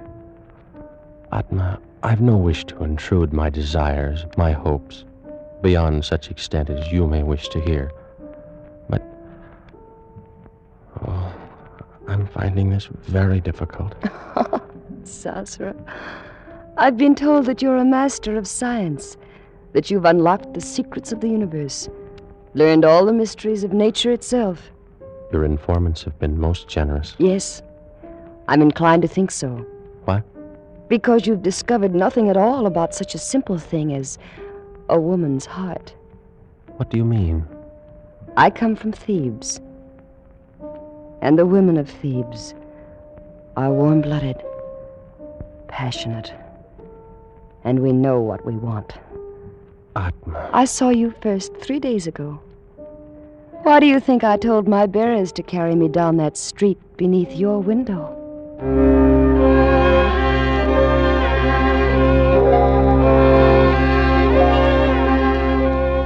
And so, miracle of all miracles, Atma loved me.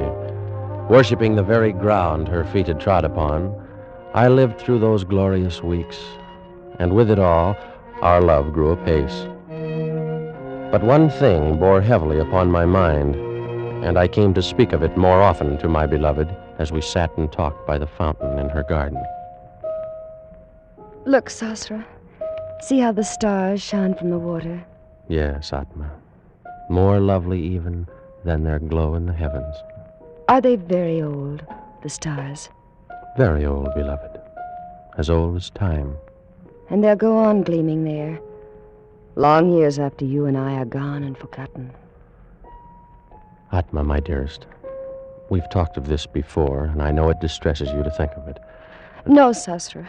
Tonight everything is beautiful. We shall not talk of death. Not of death, but of life. They're only counterparts of one another. Oh, if we could only live together, grow old together, and die in the same instant. But how much better to live and love 5,000 years? Will you not do it? Does so long a time seem too great for the love you feel for me? Beloved, no. The time would pass in an instant, and the loss then be no easier borne than now. Then why draw back? Will you not take the elixir now, tonight? I'm afraid, Sasra, we'll anger the gods. We will outlive the gods. They will have their revenge. Whatever occurred, we'd be together. Yes, I've thought of that. Were it not so, I'd not even consider doing it. Then you'll do it. Atma, you'll do it. I need more time, only a little more to assure myself. How much? Tonight, Sasra. Give me tonight. Every hour you live without the elixir is another hazard. All right, then. Tonight. And may Isis herself guard over you until the fluid courses in your veins.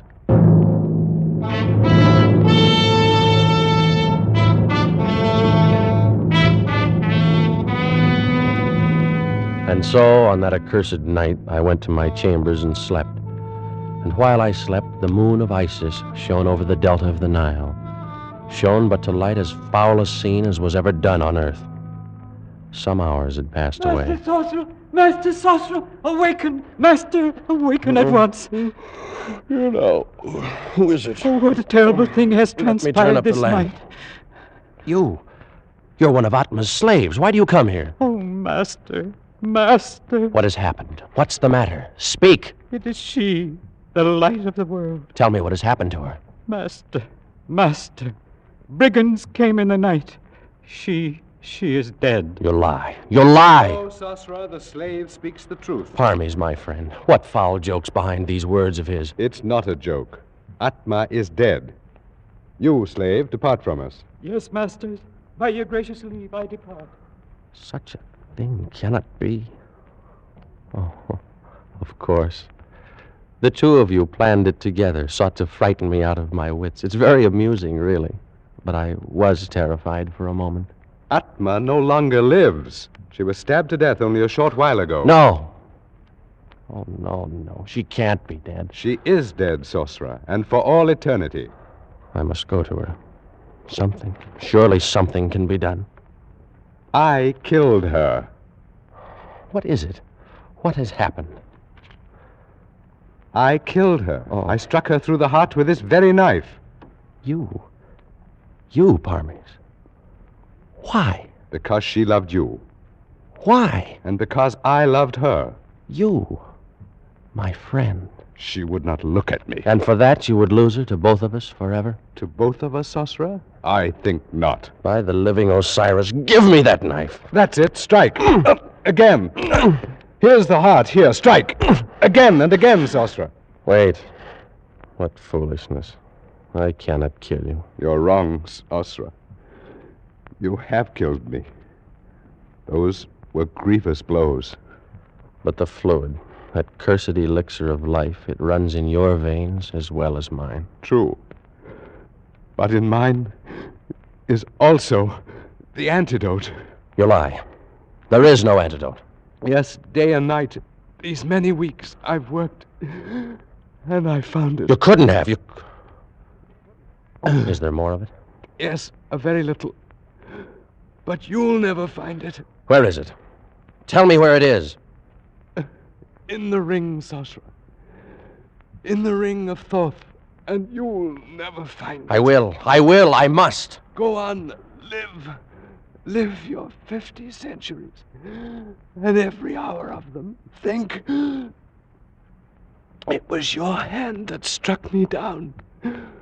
With the same knife that took her from you. Think while I go to join her. Oh, no. You're not dead. You're not! No!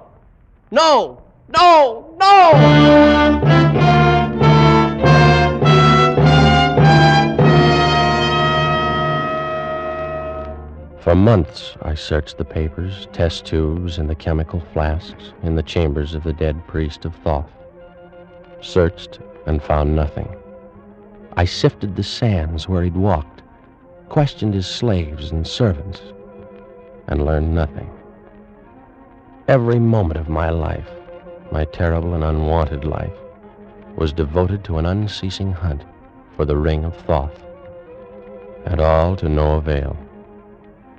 And in time, a horde of barbarians overran the city of Abaris.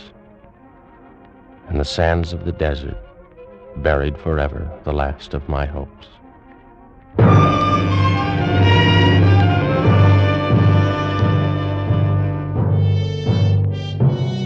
And so began the deadly march of the centuries. How can you know how terrible a thing time is? You, who've experienced only the narrow course between the cradle and the grave. I've floated down the whole stream of history. I have traveled in all lands, and I have dwelt with all nations. Every tongue is the same to me. I need not tell you how slowly the centuries drifted by. Centuries without end. Years without number. And so, I came to be one day, a few weeks past, in San Francisco, where I came across a certain item in a newspaper. Among recent discoveries in Lower Egypt is an unopened mummy case containing, according to the inscription on the outside, the body of the daughter of the governor of Abaris in the days of Tutmosis.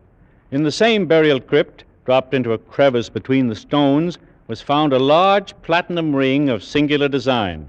Both specimens have been sent for examination to the Louvre in Paris. So, I presume you came here to Paris, obtained this position of attendant in the Louvre with the idea of... Only yesterday, Monsieur Smith. As you may imagine, I had little difficulty in convincing the director of my knowledge of Egyptian relics. The ring, then. The one I saw you remove from the case is the Ring of Thoth? Without question. You've discovered how the ring must be used? The secret is obvious. See, the stone is hollow, and drops of liquid move within it. Have you considered the possibility that this antidote may not perform the function which has been claimed for it? It will, monsieur. And there'll be no need of a knife to strike me down. My death was due in a time long past, and only this damnable fluid that runs through my veins supports the weight of my years. I delay no longer. I go to join her where she waits for me in death. No, don't. Oh. Too late. I've broken the gem. I've taken the antidote. I stood and watched him with a terrible fascination, but without pity and without compassion. He turned away from me and reeled toward the mummy he'd left on the table across the room. But even as he turned, the parchment skin of his face cracked and shredded. Discolored lips shriveled away from the yellow teeth. The vitreous eyes withered into nubs of formless plasm, and the full weight of his 3,500 years descended on him in an instant. I left that room of death and walked over the marble floors toward the exit, my footsteps echoing through the empty halls, even as they had echoed for so long in the corridors of time. And I wondered as I walked if Sosra knew now what I knew, that the antidote in the Ring of Thoth can bring death to the body, but not to the soul. And I wondered in what cloak of flesh his spirit now dwelt, just as I, Parmes, priest of Thoth, had for the last 40 years of my 3,500 dwelt in the body of John Vansittart Smith.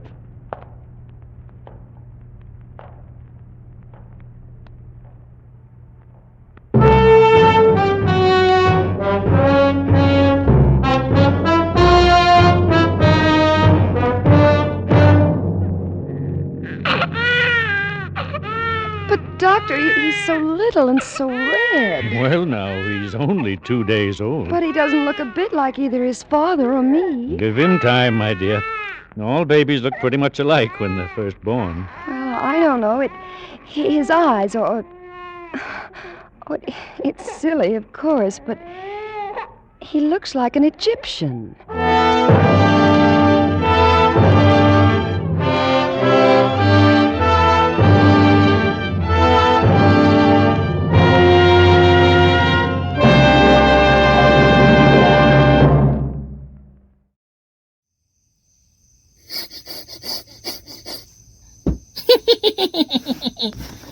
I'm almost ready.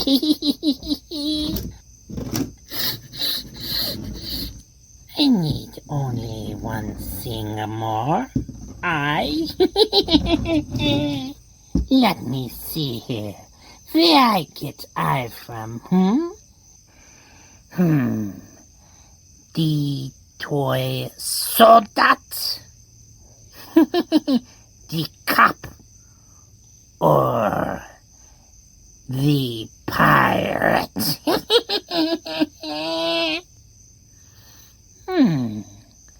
I wonder. The pirate. Of course the pirate. I make funny.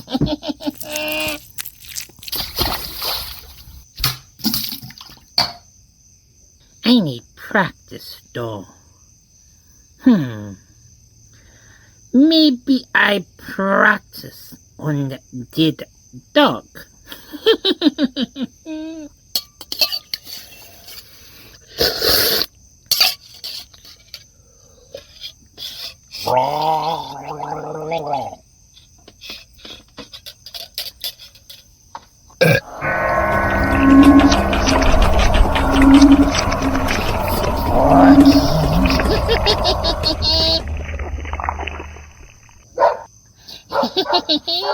It's alive.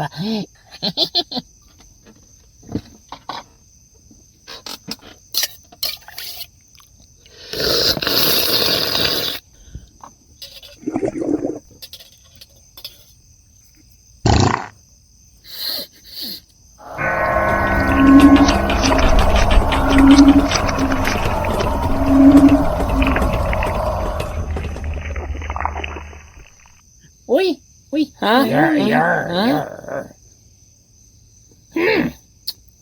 Odd. My mouth tastes extra maggoty today. Oh, Gregor minds too. What do you all remember? Man, weird. It's funny. I don't remember nothing. Just standing and wondering what we're all going to do about that big darn plant outside. You need not worry. I take care of plant. Don't think too hard about it. Just sit down, eat. I make soup from big pot of greens. Oh, well, that's awfully neighborly of you. Yeah, come think that I feel strangely hungry all of a sudden. Yeah, Def will do that to you, you know. Huh? Nothing. Just eat. You eat. Oh, okay. And hey, you're Gregor's mother, right? Like, I remember you. But it seems like I'm forgetting something. Something else, something mighty important. I mean, it must not be too important if you can't remember, right? Right. Yeah, I guess that makes sense. Oui, but, Mrs. Grotesca, how ye be getting rid of that Oshgon plant outside? Why, I just be, you know, running it head on. I mean, that's some pretty clever thinking there. By Davy Jones, why that be my idea? Hey, Saul, not cool. Not cool. Yeah, but it'd be my idea. I thought of that. Saul! Not cool, man. Oui, yes, Saul. Yeah. Just eat your... Yeah. You can't take credit for somebody else's idea. Not cool, man. Yeah, but... not cool. Oh, wow, Ma. You did it! You brought Wishbones back to life! Oh, Ma, you know, actually, you did take the, tape player out of him first, right? Yeah.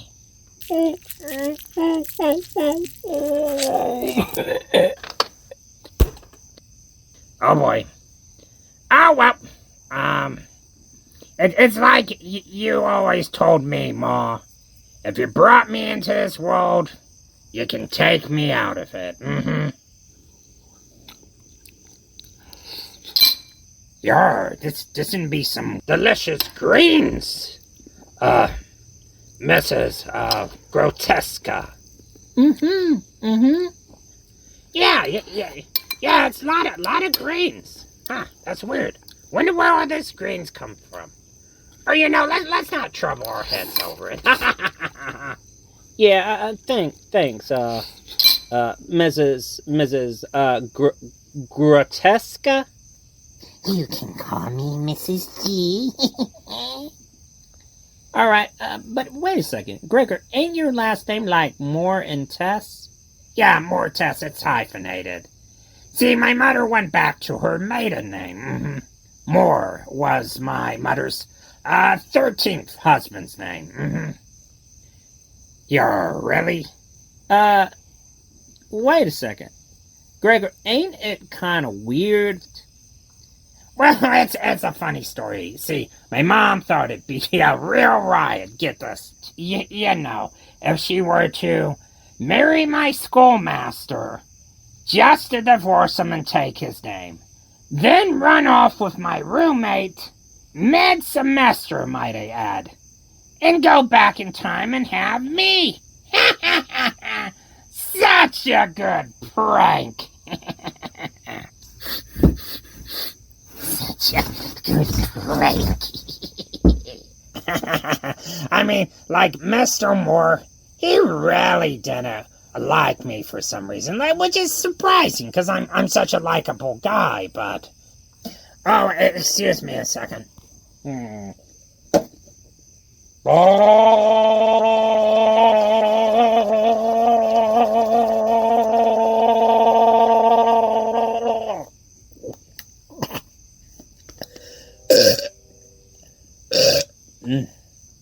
Yeah, he was pretty teed off, I might say, when he found out why we had the same last name. He flunked me, obviously. Oi, this be some real Povich stuff going on here. Well, the what and the holy kick in the teeth aside, Gregor, you're telling us your mom perfected time travel? Oh, I mean, yeah, she's a Baba Yaga, of course. She has, like, dominion over nature, time, life, death. It's a whole big umbrella. But if I'm not mistaken, at the start of the show, weren't you all, like, lamenting about not perfecting time travel?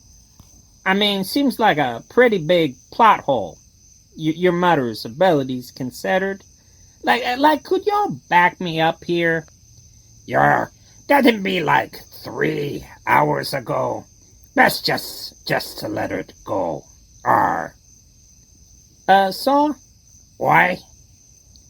Didn't you have 2 eyes, if memory serves correctly? Grr. Ye be correct, Constable. I remember losing that eye, I do. But I can't seems to be remembering how... Unless, you know... Yeah. Funny story, Saul.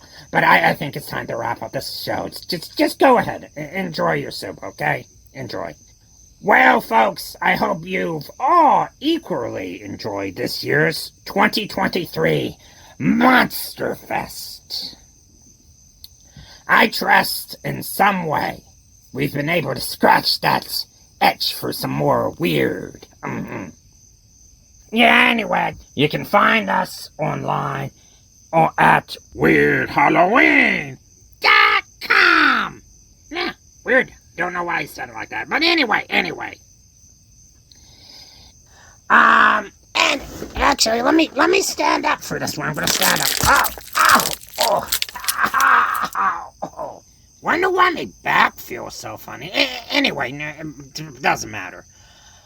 I really sincerely would like to thank our contributors to this episode,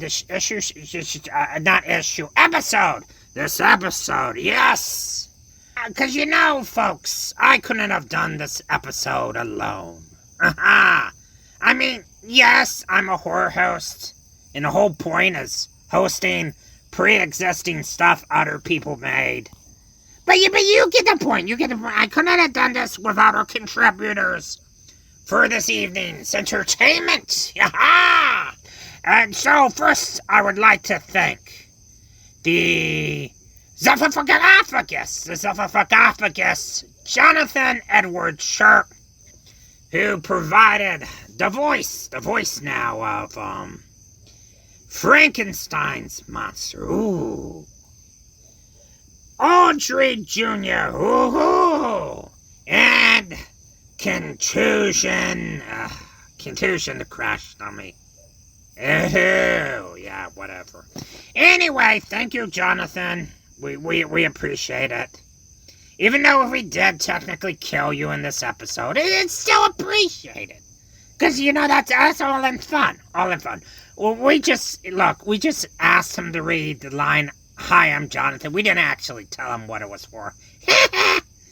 Won't he be surprised? Anyway, the second person we must thank for their invacuous support and miraculous now is Raoul Mad Blood, whoa, who provided the voice of that guy who called me a filthy animal. He got what was coming to him. Let's just say that much. No, I mean like that character, not the guy. The guy's a pretty good. Raoul's a good guy. Yeah, he's a pretty nice guy. He's still alive, FYI. Yeah. Okay, well that was awkward. Okay, but the final person, which we must thank, not only for the work on this episode, but just their inspiration for us in general. Because way back when Gregor was introduced to a web cartoon, and this is not just like a web cartoon, like whatever web cartoon. This is like when they were first starting out. It was when the internet was going from information to entertainment, and Joe Sparks was at the forefront of that transition. So thank you a million times, Joe Sparks. Not only for letting us use your phenomenal music in this episode, but setting us upon this path which ultimately accumulates into yours truly, Gregor the Gravedigger. Oh crap, I made it about myself again. I gotta really work with that. But no, thank you, Joe Sparks, for your spirit in the creepy and fun and fantastic. Thank you for Radiskull and Devil Doll in fueling creativity for decades to come. Thank you, sir. You're a true leader and inspiration in your craft. Thank you.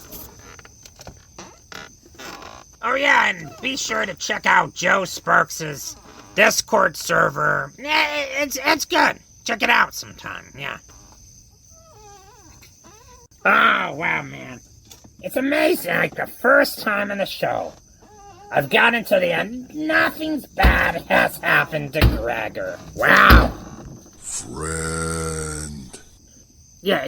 You're good with me, Frank. Yeah. Friend. Yeah, like I said, we're good. Gregor, just say he's your friend. It's fine.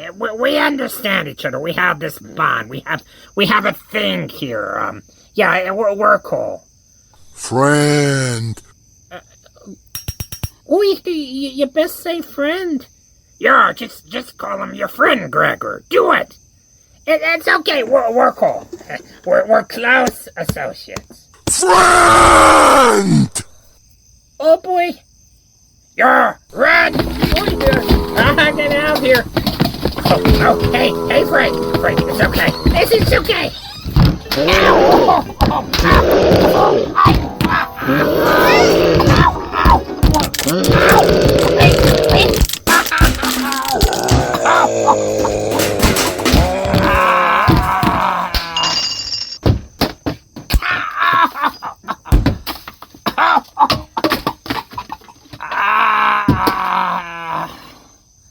Regards from the graveyard.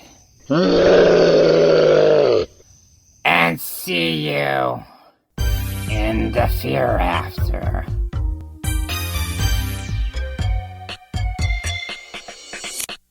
You say you want to know. No. What makes a Radiskull go? What keeps this great big skull of man afloat? You will never know. Your brain cannot contain the rage that I attain. Bring on the pain. I'm gonna drive you insane. Bring on the pain. Let the terror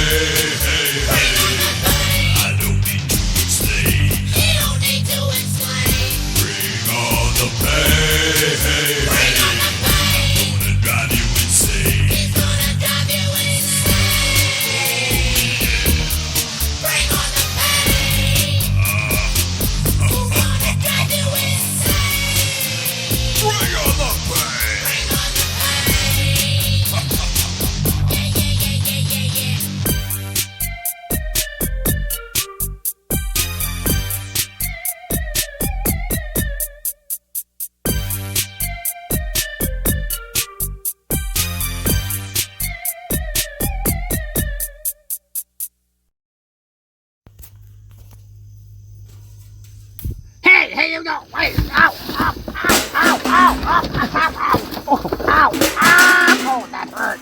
Anyway, okay, hey, I got a literal bone to pick with you guys. Yes, sirree. Gregor has a literal bone.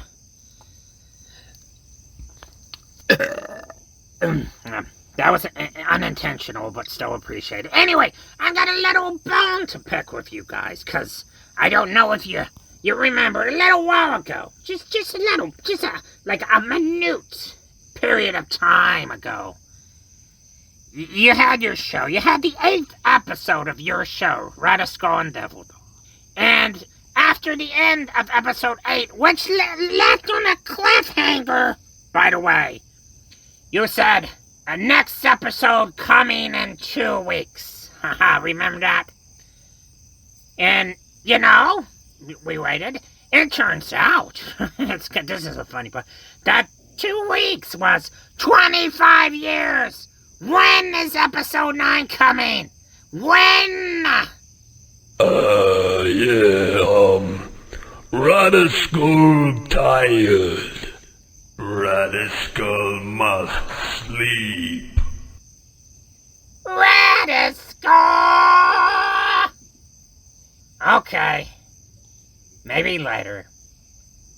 They'll be back to kick it later. I think you'll be. I'll have to ask Joe Sparks. But again, big thank you to Joe Sparks.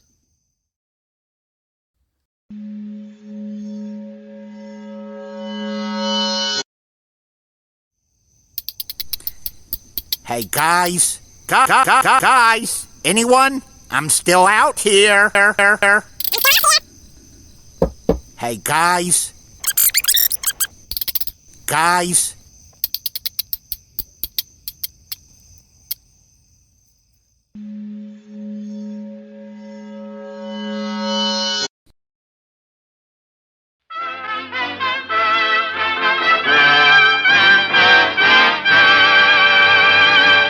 Suspense.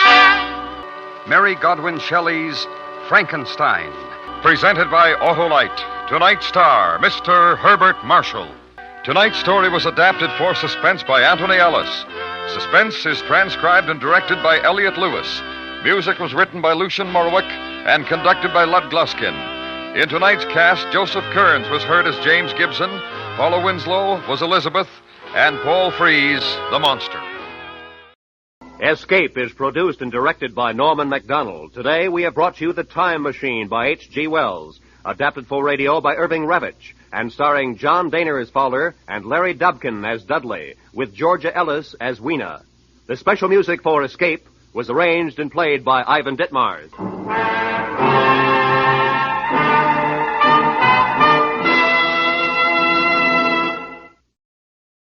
Suspense, in which Mr. Vincent Price starred in William N. Robeson's production of The Pit and the Pendulum by Edgar Allan Poe, adapted for Suspense by John Dixon Carr.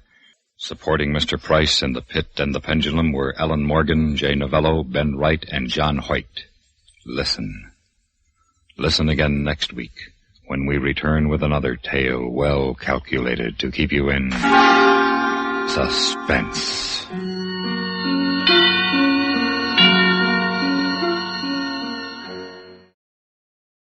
Produced and directed by William N. Robeson, The Ring of Thoth by Sir Arthur Conan Doyle was adapted for radio by Les Crutchfield, with Jack Webb as Sorcerer, Thomas Freebairn Smith as Van Sittart Smith, and Joan Banks as Atma.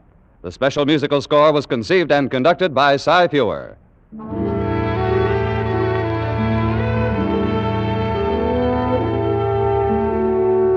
So good night until next week at this time, when again it will be Time to Escape. This is CBS, the Columbia Broadcasting System.